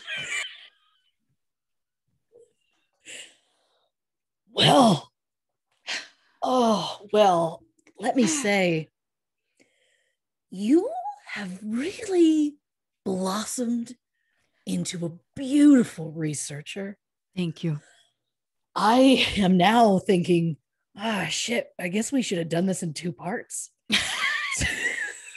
So you could have kept going. I know. So to Lauren Ash, I say, thank you for your research. That was so beautifully compiled. I am hearing shattering glass everywhere. And this may sound like a joke, but I am being completely serious. To my family, pack your bags. We're moving to California, and we're going to adopt Britney Spears. Yep. We gotta get her out of there. I'm not even kidding. If that is what it takes to somehow make it so I'm in charge of her conservatorship, so that I can be like, whatever you want. If I need to be in charge of it so I can say it's over, I can do that. I don't want your money. I just want you to have what you want. Let the mother have her babies. I'm going to say that. Fuck, what a journey. I know. It was intense. It was very intense. Oh, Lord. And thank you, dear listeners. Yes. For taking this journey with us. Yes. As always, make sure to give us a follow on the socials. You can find us at True Crime and Cocktails on Instagram, Facebook, and YouTube, or on Twitter at Not Detectives. On the next episode, I love that I'm just buzzing through this for us. Next episode of True Crime and Cocktails, our June patrons poll pick, Anna Nicole Smith. I've been learning a lot, and folks, the glass shattering shall continue. If you would like to have a say in the next patrons poll, or you're simply looking to spend more of your week with these 2 chuckleheads, you can check out our bonus content at patreon.com/True Crime and Cocktails. Lauren, would you like to say goodnight to the people? Good night, everybody. Good night.